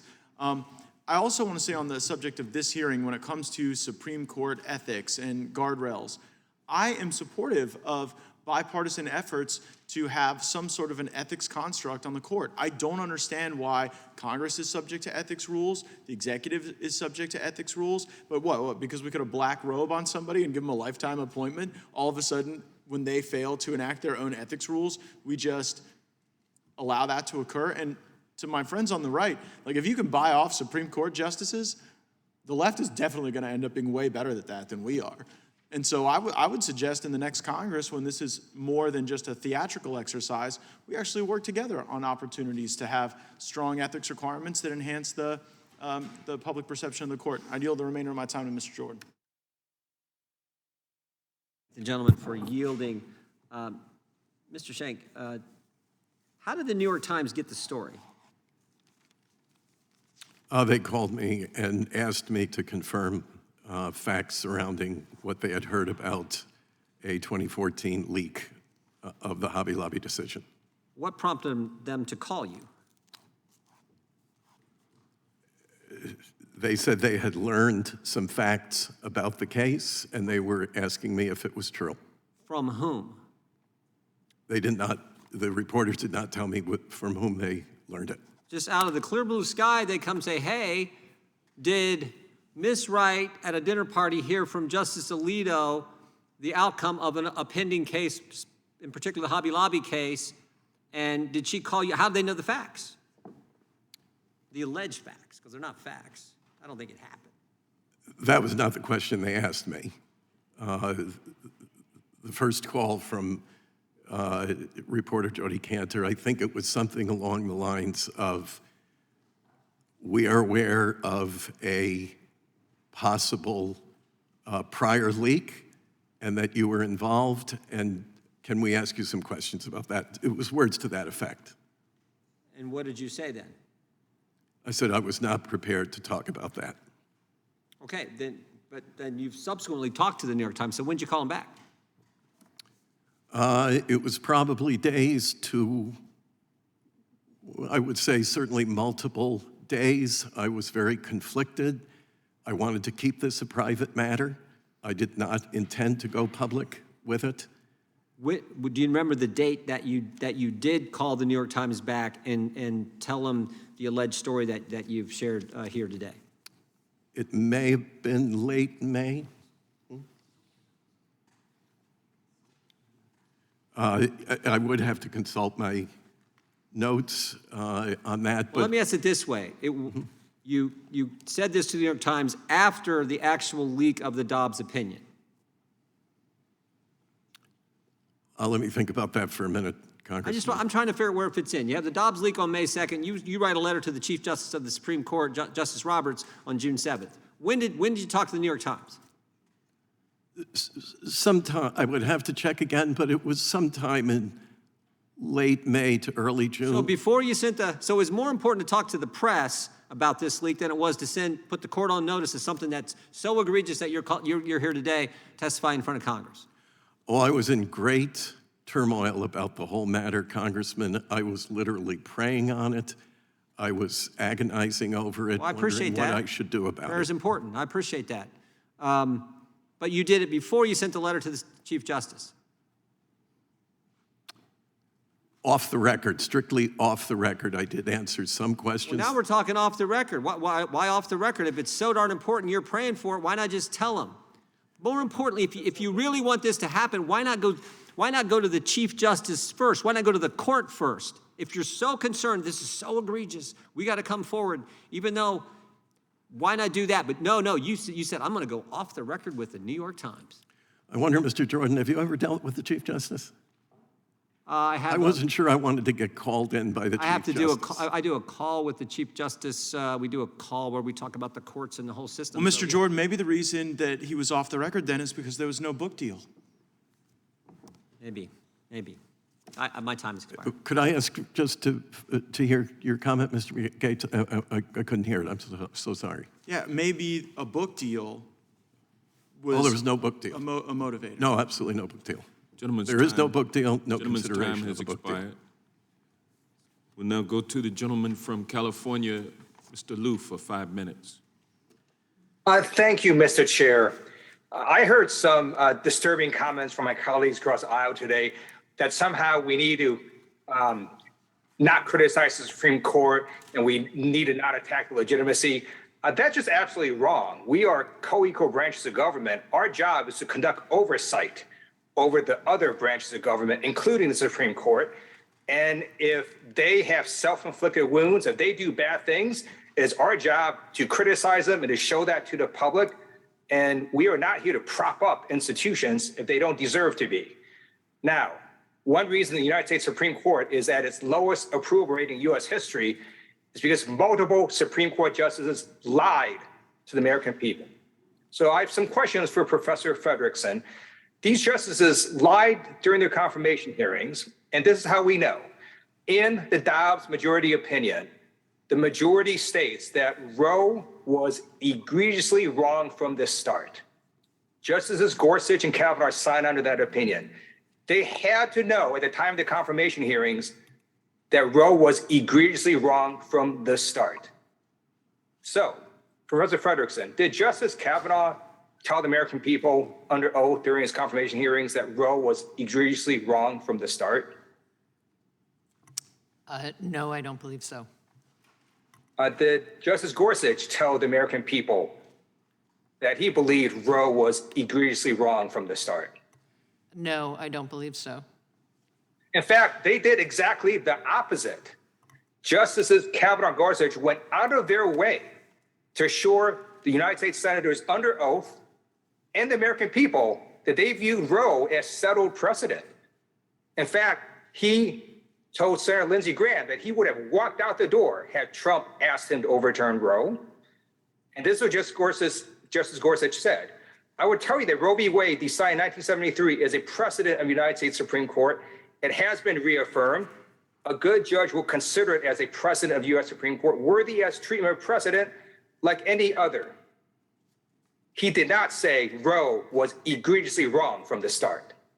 And then Justice Kavanaugh had the following to say. He said, it is a settled precedent of the U.S. Supreme Court entitled to the respect under principles of stare decisis. The Supreme Court has recognized the right to abortion since the 1973 Roe v. Wade case. It has reaffirmed it many times. Kavanaugh did not say that Roe was egregiously wrong from the start. These two justices lied to the American people. They went out of their way to assure U.S. senators, the American people, that they viewed Roe v. Wade as settled precedent. That is one reason U.S. Supreme Court is at its lowest approval rating in history. That's why we need to also pass a Supreme Court code of ethics. And then in my remaining time, I'd like to ask Reverend Schenck some questions. So clearly, when the New York Times called you to ask the United States Supreme Court, they already had information that there was a leak of the Hobby Lobby decision. Is that correct? Yes. And based on that article and the leak of the Hobby Lobby decision, it's certainly possible that the Dobbs decision was actually leaked by conservatives on the court. Isn't that correct? I'm not sure I can answer that, Congressman. So I'm just going to say it's certainly possible. My Republican colleagues act as if this leak came from the liberal justices. There's no evidence of that. The evidence could certainly point to conservatives leaking this to hold the conservative justices to that opinion. So I wish my Republican colleagues would stop smearing the left or liberal justices for leaking this when there's no evidence that they did so. And then let's talk about what Congress did to protect Supreme Court justices. We passed a law. We voted off the floor a bill to help protect Supreme Court justices. And I know it was conservatives that refused to protect Supreme Court justice law clerks with that same protection. I think that's shameful. I think Supreme Court law clerks should also be protected. And when we talk about actual political violence, you know who had their skull hit by a hammer? It was a spouse of the Speaker of the House. Multiple Republicans made fun of that. They circulated conspiracy theories. They said all sorts of things that were not true. Republicans should be ashamed for doing that. So please stop whining about threats to Supreme Court justices when the actual violence of a person being hit in the head with a hammer, had to go to surgery, was a spouse of the Democratic Speaker of the House. I yield back. Chair will now recognize the gentleman from North Carolina, Mr. Bishop, for 5 minutes. Thank you, Mr. Chairman. I think Mr. Liu was pretty far afield on a couple of things, but Professor Fredrickson, can I just ask this? Do you endorse the rhetoric just used that justices lied when they testified to the Senate committee that Roe, that they were effectively open-minded about Roe, that Roe is established law, but stare decisis follows the principles that exist in law? Respectfully, Mr. Congressman, I'm here to talk about this bill, and I think we should stick to this conversation about the ethics. Yeah, but you don't get to decide what the questions are here. I get to decide. So you can tell me you refuse to answer the question I ask, and that would be revealing enough. Do you endorse the notion that those justices lied, as Mr. Liu just accused them?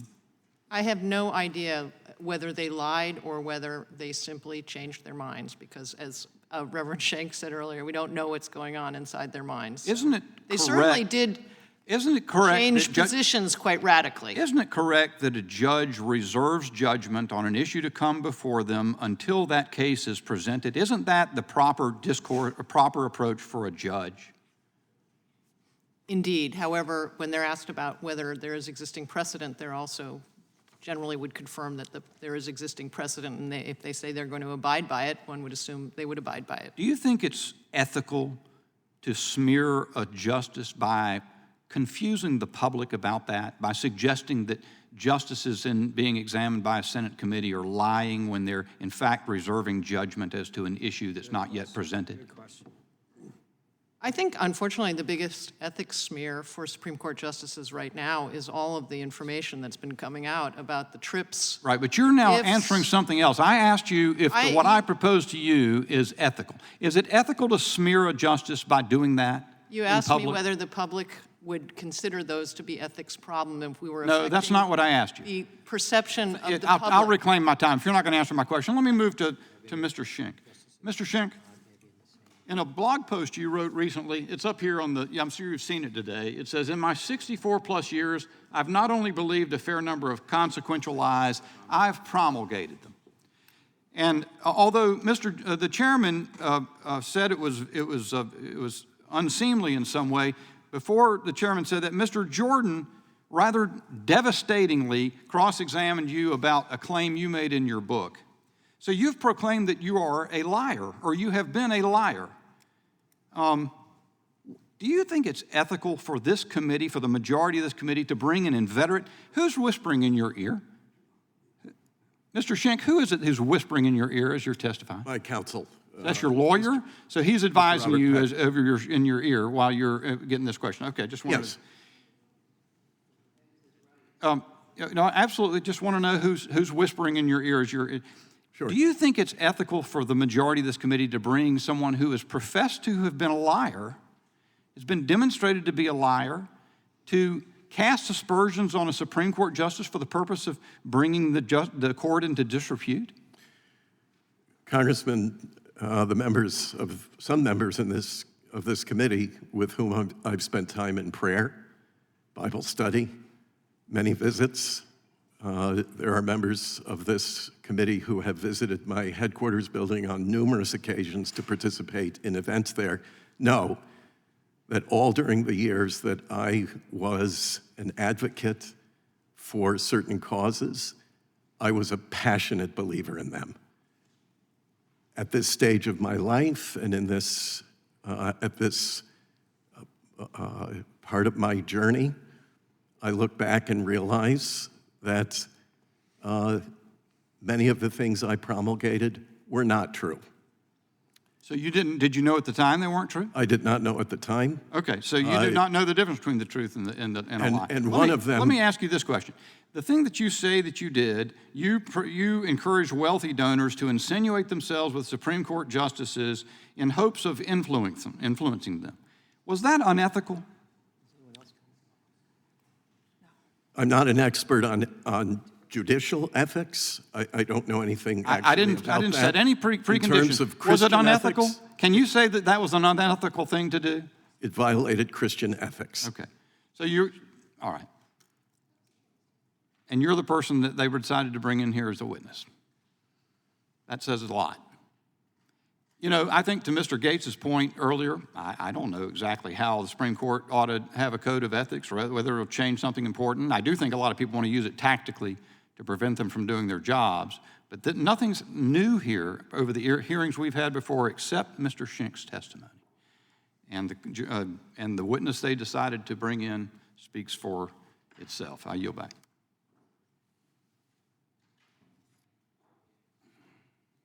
Court will, the chair will next recognize the gentleman from Maryland, Mr. Raskin, for 5 minutes.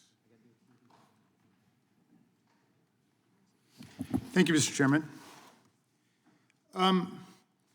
Ms. Fredrickson, do most state courts of appeal or state Supreme Courts have a code of ethics?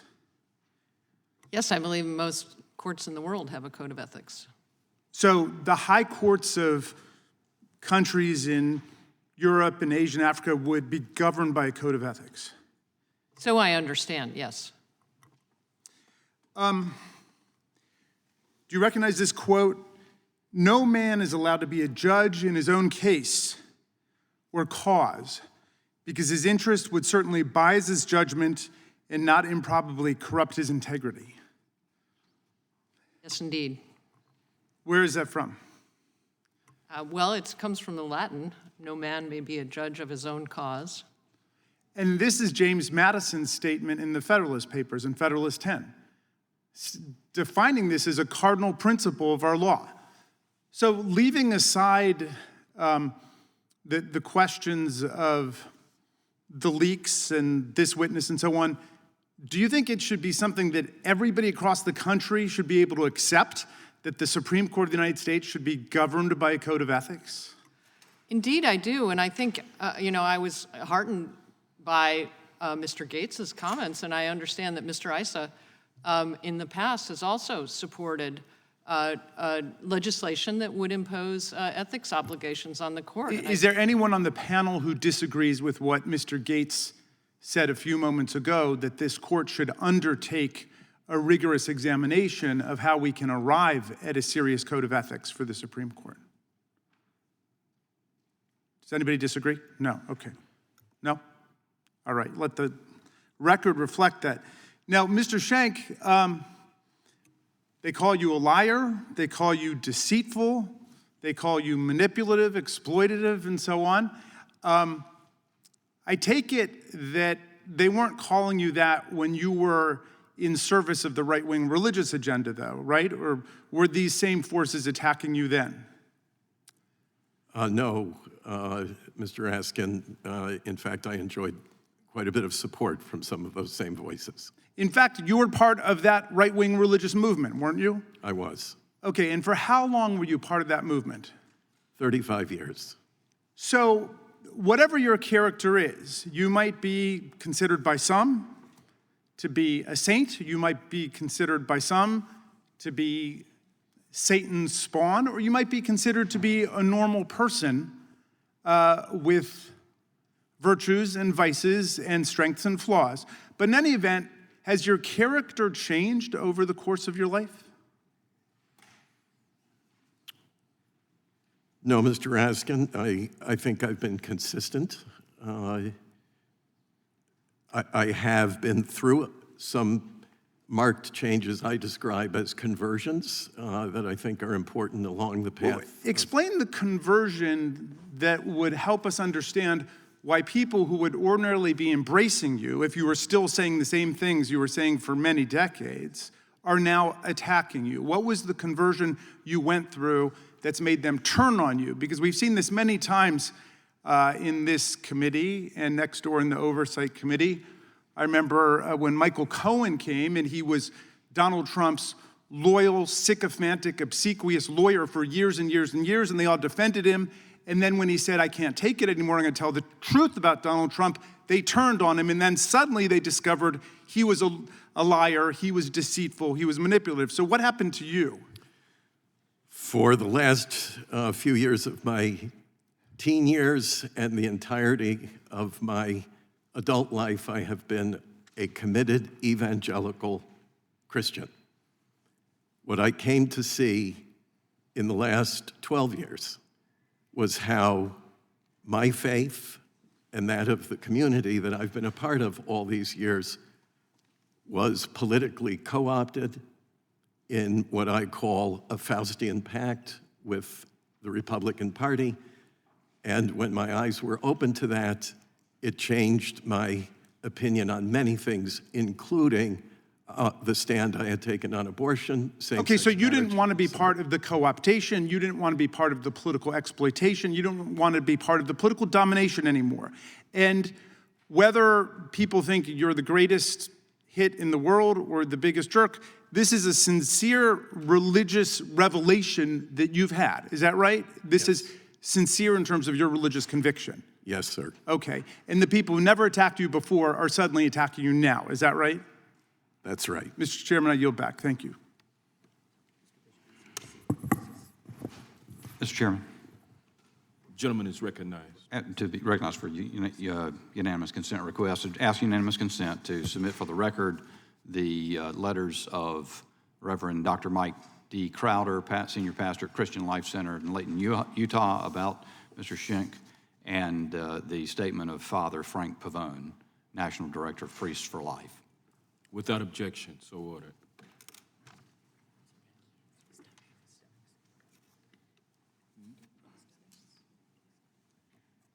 Chair will now recognize the gentlelady from Florida, Ms. Demings, for 5 minutes. Well, thank you so much, Mr. Chairman, and thank you to our witnesses, to all of you who are being here today. I have to say, as I sit here as a former police officer and a police chief, this is one of the strangest discussions. It's interesting that we are not having this discussion in a more proactive way. It was even suggested earlier, as we talked about holding the court accountable, it was suggested that it was an effort to try to intimidate the court. That's the strangest, that's pretty strange. See, I have always operated under a belief that everybody counts, but everybody is accountable. You know, growing up in this wonderful country that we enjoy, I have admired the Supreme Court since I was a child. No one could have ever made me believe that they could be compromised. But I don't think we can sit here, any of us can sit here and say that their approval rating that has plummeted is something that we can ignore.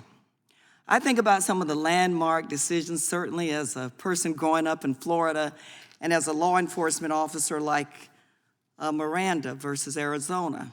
It says that a person does not have the ability to self-incrimination. I think about Brown versus the Board of Education in Topeka, that racial discrimination in public schools was unconstitutional. And think about Gideon versus Wainwright, that says that every person, every defendant should have access to an attorney regardless of their ability to pay.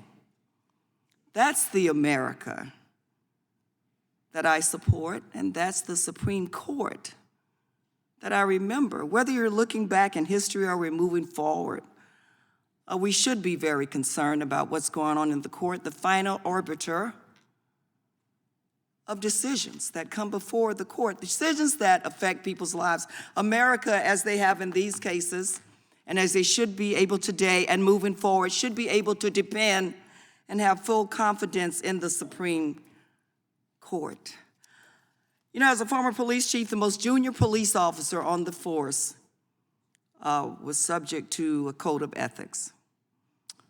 They had to disclose, police chiefs, we had to disclose any gifts or income, travel, all of those things. I just don't, and the reason I know is so we cannot be compromised, but then the appearance, the perception of compromise also should matter. So I'm not really sure why we would be pushing back today against a code of ethics for the United States Supreme Court. I'm glad for all of our witnesses and the information that you've given, but Mr. Paletta, I just have to ask you, why do you believe that the United States Supreme Court, the final arbiter, in some very critical decisions that affect people's lives for a lifetime, potentially, that they should not be subject to a code of ethics or standard of conduct? I think the Chief Justices said that they consult the code of ethics, the one that's I saw that they consulted. Yeah. We didn't leave it to police officers to consult it. It wasn't enough. Yeah, my objection I just want to hear why. What's the fear of having a code of ethics for people who will make decisions that can affect us for the rest of our lives? What's the hesitation there? I come to testify because I object to the gaslighting of the Supreme Court. You know, all of the things you're raising Okay, now. I hear that and I understand that, and we need to knock it off because we need to get this right. You know, I heard my colleague from Florida, Mr. Gates, say we were on the same sheet of music, that I think there is room for this to happen. I want to know why you believe that there is no need, it's not necessary. But again, as I said, when you look at the Supreme Court approval rating, back in the day when Ruth Bader Ginsburg's husband was appearing before the Supreme Court and she was ruling on her husband's law firm's cases, when she was speaking before the now Legal Defense Fund and being honored by them, right, donating a signed VMI opinion that she wrote. Whether it's Ruth Bader Ginsburg or any justice, why do you believe they should not be subject to a code of ethics? But I just didn't hear a Democratic Congress talking about this code of ethics back. We're talking about it now. I know Sometimes we're talking about we're it now. late. I Latest understand that. time has expired. Yeah, I understand it. It's just, it I'm wasn't out of- talked about in the please. past. And so that's my objection to this discussion. I haven't heard a reason why you really believe they should not be subject. Mr. Chairman, thank you for your endurance. I yield back. Thank you. Mr. Chairman, may I be recognized for a unanimous consent request? Gentleman is recognized for that purpose. I thank the chairman. Offer for the record from the Daily Signal, May 6, 2022, a piece entitled "Left's Attack on Conservative Justices is Attempt to Delegitimize Supreme Court." An article from the Federalist entitled "New York Times Knowingly Printed False Smear of Justice Thomas's Wife." From the Wall Street Journal, opinion piece, "The Hypocrisy of Supreme Court Ethics Journalism." From the Federalist, "The New Yorker Lies Again About Clarence Thomas and His Wife." And from the Daily Caller, Paoletta, "Leftist Tantrum Targets Spouses in Latest Attack to Undermine SCOTUS Legitimacy." Without objection, so ordered. Chair will now recognize the gentle lady from Texas, Representative Jackson Lee, for 5 minutes. I thank the chairman very much. Let me put it on the record that I have no desire to undermine the Supreme Court. I am, in fact, an Earl Warren legal scholar. I was so honored to have received that honor as I entered into the University of Virginia School of Law. So I take great umbrage with that suggestion, but I am going to suggest that we have some problems that need to be fixed. Professor Fredrickson, it's good to see you. You've been before our committee before. I've already heard from the distinguished gentleman, Mr. Paoletta. But it should be well noted that we do have a factual basis, not presently before this committee, that the wife of a justice was actively engaged in January 6th, in terms of its advocacy and other aspects of her participation. For me, that strikes at the chord of creating a more perfect union and the upholding of the Constitution that is a responsibility of the United States Supreme Court. Let it be very clear. Ethics bounds us all. We walk in ethics. In most aspects of Americans' interaction, there are corporate ethics that sometimes are followed and not. There are ethics in school boards. There are ethics in the University of Virginia that has its own internal student judicial system because people believe that you should adhere to the truth. So let me first quickly go to Professor or Reverend Schenck and thank you for indicating that you are a simple man of God and your life was around that. I read from your testimony in March 1996, my team had concluded that the Supreme Court was a necessary part of our designated mission field. By then, I was convinced that no matter how much pro-life legislation or executive policy success we achieved, inevitably any gains would be frustrated, diminished, or nullified by the existence of Roe v. Wade as what has sometimes been called the super precedent. And so you go on to speak about your understanding of that and take me from that point and what you just testified that the evangelical movement got wrapped up into the Republican toolkit and became a tool of Republicans who did not want to find the balance, but wanted to use the sledgehammer approach rather than a man of God. I think you were speaking from your heart. Reverend, would you please? Thank you, Congresswoman Lee. I'll take you to one very telling event, a meeting inside the U.S. Capitol with Republican Party operatives and a number of leading evangelical spokespersons, institutional leaders, ministry heads from across the country. And in that meeting that I participated in, the conversation went something like this. You guys want Roe v. Wade overturned. We can do that for you. But you take the whole enchilada. You take the whole thing. You take everything else that comes with it. Because if you want Roe gone, you have to work with us. So you take it all. I was at the table, and I watched my colleagues nod uncomfortably, but from that point on, the community that I had served and still do made a deal with the devil. And that deal was that we would support everything on the conservative agenda, whether or not we had conscientious conflict with it. The means were justified by the end of that. And it also meant that you had to approach the Supreme Court in a different way, that they had to be influenced? Well, certainly we had to do everything we could to ensure that the justices would be resolved to begin laying the groundwork for the reversal of Roe. And let me quickly, because I want to get Ms. Frederickson in, who was in the room? What operatives were in the room? When I say that, you were in a room of what at that time? These were leading evangelical influencers from across the country. That might as well, and the person speaking, saying you had to do whatever they wanted was an influencer or more of a party operative, somebody who knew how to get political objectives achieved. I'm going to ask Madam Professor Frederickson, is there any insult to having an ethics protocol for the United States Supreme Court to its ability as a third branch of government? No, I think it's actually would be a celebration of the role that the Supreme Court plays in our system. May I ask unanimous consent to submit 2 documents into the record? This is during the confirmation hearings of Justice Kavanaugh, Gorsuch, and Amy Coney Barrett, where all of them committed to the acceptance of the precedent of Roe v. Wade under oath. I ask unanimous consent to place this into the record. Without objection, so ordered. I thank the witnesses, and thank you for your courage, Professor. I want to call you Professor. Reverend, thank you for your courage.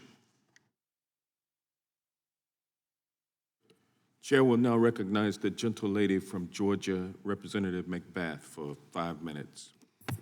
Thank you, Chairman. And I want to thank the witnesses today. Thank you so very much for patiently being here with us today and your testimony. But I have to say, with all moral clarity today, for each and every individual in this room, let him who is without sin cast the first stone.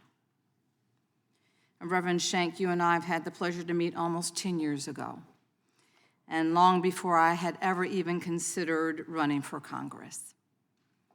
My son Jordan had just been murdered by a man with a gun who didn't like the loud music that he was playing in his car with his friends. And when we met, most assuredly at that time, you and I didn't necessarily agree on gun safety policy. But you listened to a mother's story. You listened to my heart. Years later, you began to challenge your own ideas as you believe God had warranted you to do, as he was calling you to do. And as his shepherd, you still continue to reflect on your moral and theological responsibility to God's people. Faith has helped guide you all of your life. I do know this to be true. And the decision to come forward today, like many of the very difficult spiritual and moral decisions that God has called on you to make of most recent years, today could not have been an easy one for you at all. You have faced fierce negativity and scrutiny, and it has come at a great personal and financial cost. Someday, everyone in this room will stand before God and account for the lives that we have lived. And you and I, Reverend Schenck, have engaged in that conversation of faith and truth almost a decade ago. And I have a few questions for you today. This is kind of a three-part question, so if you need me to reiterate anything, please feel free to do so. I'm interested to know what you took from our very first conversation. And I'm also interested to know what role God and faith have had in your life's decisions. And I'm also interested to know what this particular decision, the decision to come forward and speak the truth, means to you as a man of God and a minister to his people. Thank you, Congresswoman. And yes, thank you for the role you've played, close and from a distance, in the pilgrimage I've been on these last several years. To begin with, I will tell you that there came a moment in a dusty seminary basement comparing the story of the evangelical church in Nazi Germany, which declared Adolf Hitler to be a gift and miracle sent by God to restore Germany to its greatness. That was an eye-opening and deeply disturbing experience for me, because I realized how my spiritual family could be utterly politicized in the worst possible way imaginable. That was an eye-opening experience. Along the path, I met you, and I heard your story. And I realized that the ideology of my community that embraces unfettered Second Amendment rights became an idol. Ideology can quickly become a form of idolatry. And then came other experiences, including the memory of one in a Montgomery County jail when I was detained for supporting then Chief Justice Roy Moore of Alabama in his public display of the Ten Commandments, and hearing the shrieks of a woman in an odd co-ed wing, psychiatric wing of the jail, screaming for her children, begging for mercy for her 3 children. Where are they? Who are caring for my children? And I realized I had never heard the voice of that woman in 30 years of anti-abortion activism. That came back to me in a certain instance in time and shook the foundations of the ideology that had become idolatry for me. And that brought me to a place of repentance, which I'm still working out. I consider myself a penitent pilgrim. And at this time of my life, part of my penance is to tell the truth. I hid many secrets during my public life as an activist on the religious right. I don't want to hold those secrets any longer, and that's why I've come forward to tell the truth today. Thank you for your courage and your conviction. I yield back.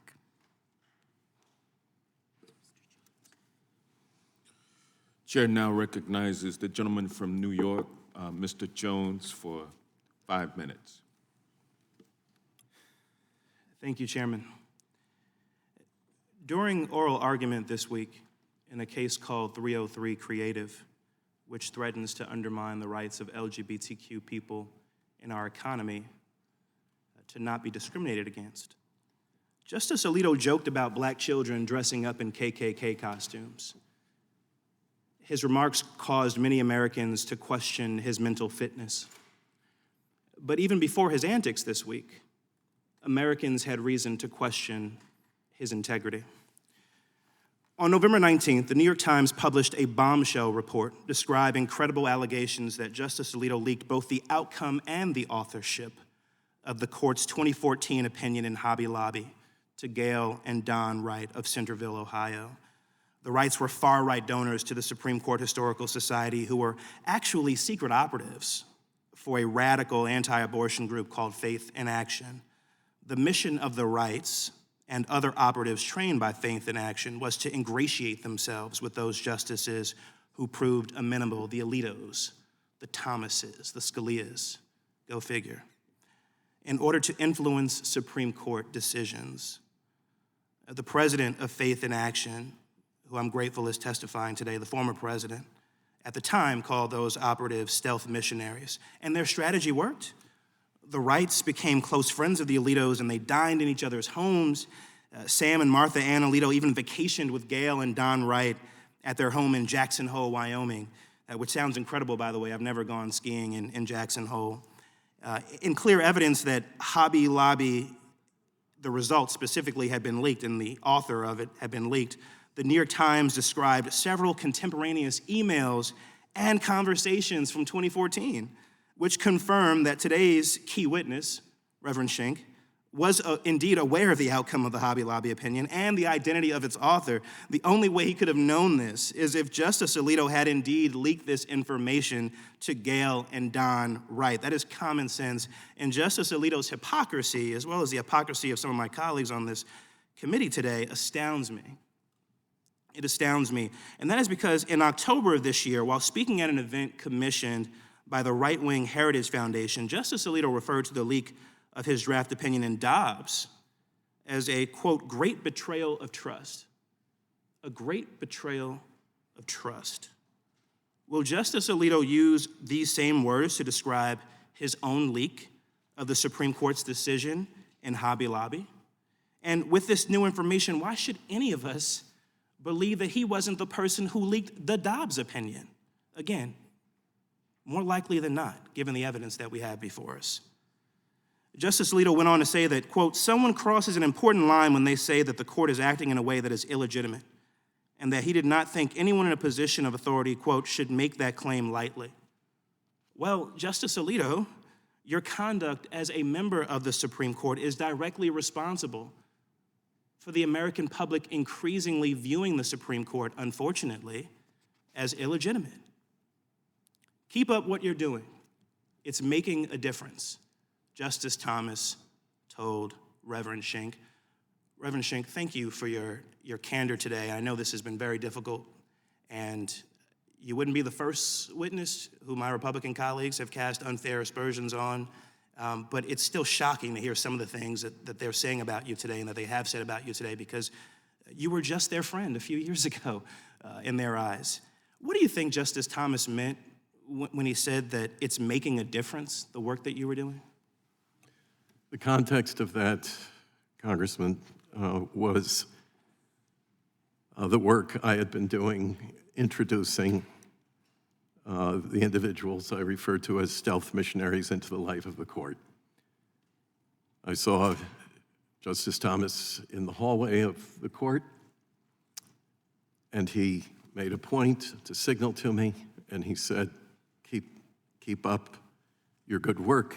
It's making a difference. The context of that was what we had been doing at the court for, at that stage, nearly 17 years. And indeed, that work is described in great detail in the New York Times reporting by Jody Cantor and others.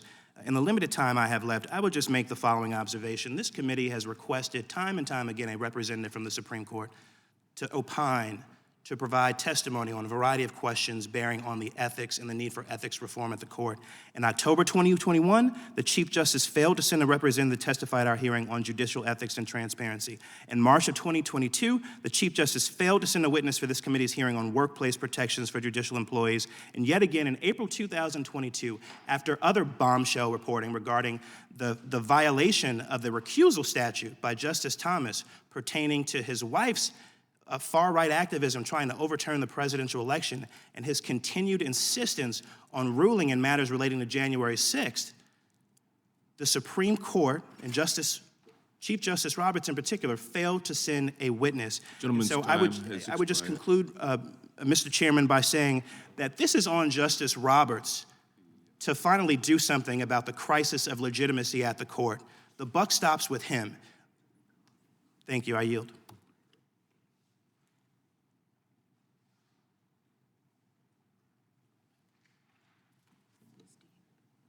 Chair will now recognize the gentlelady from Pennsylvania, Ms. Dean, for 5 minutes. Thank you, Mr. Chairman, and thank you for your interest and determination in this important issue. And I thank our testifiers. Dr. Frederickson, you mentioned something that cannot be said enough, that Supreme Court justices are not elected, and this is by design. The judiciary has no influence over either the sword or the purse, no direction either of the strength or of the wealth of society, and can take no active resolution whatever. It may be truly said to have neither force nor will, but merely judgment. Of course, that's Hamilton, as has been noted earlier. But we've seen today that money is moving toward the Supreme Court justices. We've seen attacks on our civil rights coming from the courts, on our voting rights protections. This is the reason public confidence in SCOTUS is at an all-time low. So, Dr. Frederickson, I believe this goes a long way in terms of the leaked opinion. But for the average citizen, for my constituents, why should Americans care about the low approval rating of our highest court in the land? What is the impact on their daily lives? Thank you so much, and thanks for the promotion too. I've never been called Dr. Frederickson before. I like it. Forgive me. No, Forgive it's me. great. It's Professor. Great. I have a From an old JD, but professor not a to another. PhD. No, thank you very much for that question. I think I would just go back to, I think what Alexander Hamilton was trying to suggest, and did suggest very forcefully in Federalist 78, was that the court really depends for its strength. Its strength is purely moral. Its strength is purely where it stands in the confidence of the people. And when that has been undermined, it becomes a real danger for the whole idea of checks and balances and separation of powers. The role of the court is to ensure that we stay within the boundaries of the law.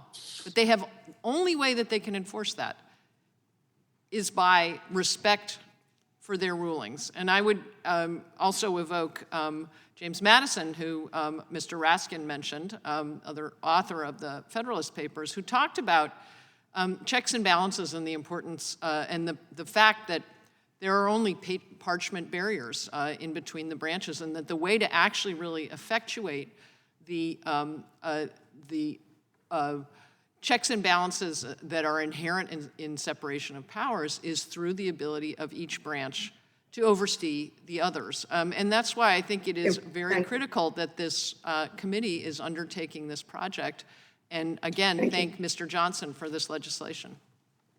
I do too. Reverend Schenck, in my time remaining, I'm a lawyer by training, and I remember learning in my early ethics class about judges avoiding even the appearance of impropriety. Stunning to me and in my adult life to understand that the Supreme Court justices don't seem to be accountable to that same important ethical standard. And so I'm outraged by the schema of wealthy donors cozying up to Supreme Court justices in order to influence them. As my colleague just said, what a great betrayal of trust, in this case, our trust. My question for you, Reverend, is, while it's shocking to me, did any justice raise his or her hand at one of these socials or soirees to say, this doesn't feel right? This is inappropriate access and attempt at influence. Did any justice say that? Never in my hearing or presence, Congresswoman. Never. Never any of their staffers say, we're really worried about the appearance of this. No. Never.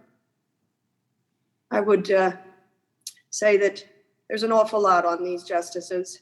We hold them in such high regard, or at least I always did in the past as a student of the law. held them in such high regard and how corrosive these last years have been. And with that, Mr. Chairman, I sincerely thank you for the mission you are on, of course, to bring ethical standards to our Supreme Court. And I'm going to stand with you all the way. I yield back. I thank the gentlelady. The gentlelady yields back, and at this time, I'd like to read several letters. Well, I won't read them into the record, but I'll enter them into the record for today's hearing from a number of groups thanking this committee for holding this hearing and endorsing an urgent floor vote on the Supreme Court Ethics Recusal and Transparency Act. These letters are from Demand Justice and a coalition of over 80 national, state, and local organizations. Also, Project on Government Oversight, Narrow, Pro-Choice America, Interfaith Alliance, Alliance for Justice on behalf of 150 public interest and civil rights organizations. Also, Senator Russ Feingold of the American Constitution Society, and also, last but not least, Fix the Court. Without objection, these are entered into the record. Mr. Chairman, may I be recognized for a unanimous consent request as well? And the gentleman is so recognized. Thank you, Mr. Chairman. I'd like to submit for the record several more articles. This is from Newsweek, the baseless recusal attack on Clarence Thomas. From Newsweek, 40 years of attacks and slurs against Justice Thomas. From the Washington Examiner, the media's war on Clarence and Jenny Thomas. And from the Washington Examiner, the ginned up case against the Thomases. And one more from the Federalist Politico, launches attack on SCOTUS justices' working spouses. Thank you, Mr. Chairman. Without objection, so ordered. Gentleman is, the gentle lady from Missouri, Representative Bush, is now recognized for 5 minutes. Thank you, St. Louis, and I thank the chair for convening this crucial hearing. As I've listened to Reverend Schenck's testimony, I've been thinking about the people who aren't dining with Supreme Court justices, who don't get to launch multi-million-dollar influence campaigns to strip away other people's freedoms, who don't have access to people in power, but who feel the pain of powerful decisions. I'm thinking about nurses in Missouri who have to comply with comprehensive and mandatory ethics standards, as I had to as a nurse in Missouri, whose daily decision-making impacts low-income, marginalized communities. And I'm thinking about Black and brown women dealing with life-threatening complications because a lawless, unaccountable Supreme Court gutted our fundamental right to reproductive health care.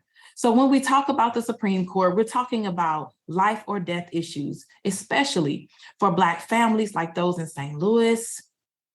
We're talking about equity, we're talking about morality and justice. So I want to ask Professor Fredrickson, are you aware of any job other than U.S. Supreme Court Justice that has lifetime tenure and a 6-figure salary with no binding code of ethic? You can just answer yes or no. I am not aware, no. Thank you. Mr. Sherman, are you aware of any such job? Yes or no? I am not. Thank you. Thank you. Professor Fredrickson, if Reverend Schenck's allegations about this anti-abortion influence campaign and Justice Alito leaking the Hobby Lobby decision are true, should Justice Alito have recused himself in reproductive rights cases like Dobbs? I mean, I think we should really focus on the fact here that I want to keep this hearing as much as we can to the substance of this bill. I think we would have avoided any of these issues had the committee's interest and the interest of the committee in the past when Republican leaders moved forward on such legislation to actually have some ethics rules for the court that would constrain their acceptance of gifts, their acceptance of travel, and we wouldn't actually be in this situation. I agree with that, but should he, I agree, okay, but should he have recused himself though is the question. This can just be a yes or no. Yes. Okay, thank you. I don't mean to cut you off, but I'm running low on time. Reverend Schenck, I want to turn to you. The Supreme Court is encouraged to self-police its own ethics. Do you believe this system is working? And it can be a yes or no, or you can go a little deeper. Well, thank you. Representative Bush. I'm not an expert in that field. What I can tell you is that whatever the current regime is was no impediment to the work that I was doing. Let me just say thank you to everyone for your testimony, and thank you to Reverend Schenck for how you've opened up yourself to and was vulnerable for this this hearing. I urge every person in America to ask themselves, who do you know that has a lifetime six-figure salary job with no binding code of conduct? Why would we give these 9 people that power? Supreme Court justices are human beings, just as fallible and corruptible as any other person, and they deserve to be held to the same standards. We absolutely need to pass Congressman Johnson's bill before the end of this year, but that is the bare minimum. Yes, we need to expose the corruption of right-wing, dark money lobbying campaigns like Operation High Court, but what about the moral corruption of justices themselves? How do we address credible allegations of sexual harassment and assault? Credible. Decades-long hostility to fundamental rights like voting and abortion, and a radical approach to the law that threatens to set us back decades and even centuries. We need to limit the power of the justices by expanding the court, instituting term limits, and stripping its ability to take away fundamental rights. Every day we do nothing about this rogue and dangerous institution is a day we are failing the people of St. Louis and people of this country. Thank you, and I yield back. Gentlelady yields back. The gentleman from Ohio, the ranking member and incoming chair of the Judiciary Committee, Mr. Jordan, is recognized for 5 minutes. Thank you, Mr. Chairman. Mr. Paoletta, is it only conservative justices who give lectures? You'd think so by this conversation, but no, of course, Justice Sotomayor goes to the American Constitution Society, and as the group right next to you? I think she was at the head of it, right? But yes, and I support that. I think it's great. In fact, it's specifically permitted by the ethics code that they all want to apply to the Supreme Court. It actually, for lower court judges, the one that's on the book says, you can go to educational organizations. So the Federalist Society is an educational organization. It's a great organization, and the ACS is also a 501. It's not an advocacy group. Well, some of the justices who maybe not as conservative as the ones that are being talked about today. Will the gentleman yield? Would the justice? Will the gentleman yield? Who's asking? Over here, Mr. Jordan. It's our last 5, and I want to yield here. So sure. If we have some time, we'll do it. Sure. So did the late Justice Ruth Bader Ginsburg, did she give lectures? Did she do speeches? Did she go on trip? Did she do some of those things too? Yes, in fact, she actually spoke at the Now Legal Defense Fund, which was an advocacy group that had probably hundreds, if not scores, of briefs before the Supreme Court. There was a lecture named after her. She donated a signed VMI opinion, her opinion, for a fundraiser for Now. Really? Yes. And when she was asked and about Now it, certainly wasn't a pro-life organization, right? No, but again, it wasn't a 501c3. It was an advocacy group that was Right. litigating before the Important Supreme Court. distinction. Yes. Thank you. Well, I appreciate that. I think that's important for us all to know, for the committee to know. I would yield my time to Mr. Bishop. If there's anything left, we'll yield to Mr. Jones. All right. I thank the ranking member, soon to be chairman. Mr. Schenck, you said something that it was followed up by one of the other members, and I want to explore it for a minute. So you talked about this anecdote where Justice Thomas told you, keep it up, you're having an impact or something like that. Is that correct? Yes. And so you were a member of the clergy, right? A pastor. Correct. Interacting. Do you believe that people in high office, including Supreme Court justices, ought to have access to spiritual counseling? Yes. Do you believe that if someone comes, say, in the halls of Congress and wants to pray, or comes in my office and wants to pray with me, that I should suspect that they're trying to insinuate themselves for some political objective? No, but I think you should be discerning about it. Yeah. Is there any reason to believe that the justices are not discerning? In other words, let me withdraw the question and ask it this way.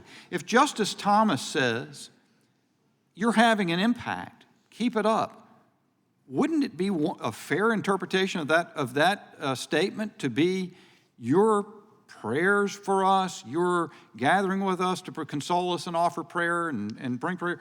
Those are they're enlivening the court. They're bringing about a better atmosphere in which we can work and do our jobs. But it doesn't mean that you're influencing me in my decision making. That's a hopeful statement, Congressman. So you take it as hopeful, but the way you think of your spiritual relationship as a man of the cloth interacting with these officials is that you are trying to manipulate them. Is that what I understand? There comes a time, Congressman, when politics begins to inform religion in a way I think is corrupting to both. I'm sure in some people's lives that's true, but I certainly hope it's not the case. Mr. Paoletta, is that a fair reading of what goes on? It's just, I don't believe a thing Mr. Schenck says. I don't even know if Justice Thomas said that, but he's said something like that to students. One of the things that is lost here is that the justices, and particularly Justice Thomas, meet with hundreds of students that come to the Supreme Court. He spends hours with them, right? And if you remember the quote that Justice Sotomayor said about Justice Thomas, is that he talks to all the employees in the court, right? From the janitor to the justice. Absolutely. He knows about their families. He knows who's sick. He knows who's having a wedding. You know how that comes about? Because he spends time talking to them, right? And he does that with students, and they're legendary. Anyone up on the court who actually knows the justices, he spends time with people a lot. So these folks the other thing about Mr. Schenck is, once you're a liar, it's tough to believe whatever you say. So when he vents this thing that Mr. Jordan brought up about adding the word reverend, okay, he had flat out lie. Mr. Schenck wrote that book and had to look back at that phrase, okay, and he deliberately entered it in. There's no other way to interpret that he looked at that phrase, he added reverend, and then he added this bogus story about winking to his brother about hearing the word reverend. So when he says that Justice Thomas says that, I don't even believe it. To be sure, I don't know which is more despicable, though, lying here or engaging in that sort of interaction with people on the pretense of being a pastor. I yield back. Gentleman's time has expired. This concludes today's hearing. We thank all of the witnesses for your participation. And without objection, all members will have 5 legislative days to submit additional written questions for the witnesses or additional materials for the record. Without objection, the hearing is adjourned.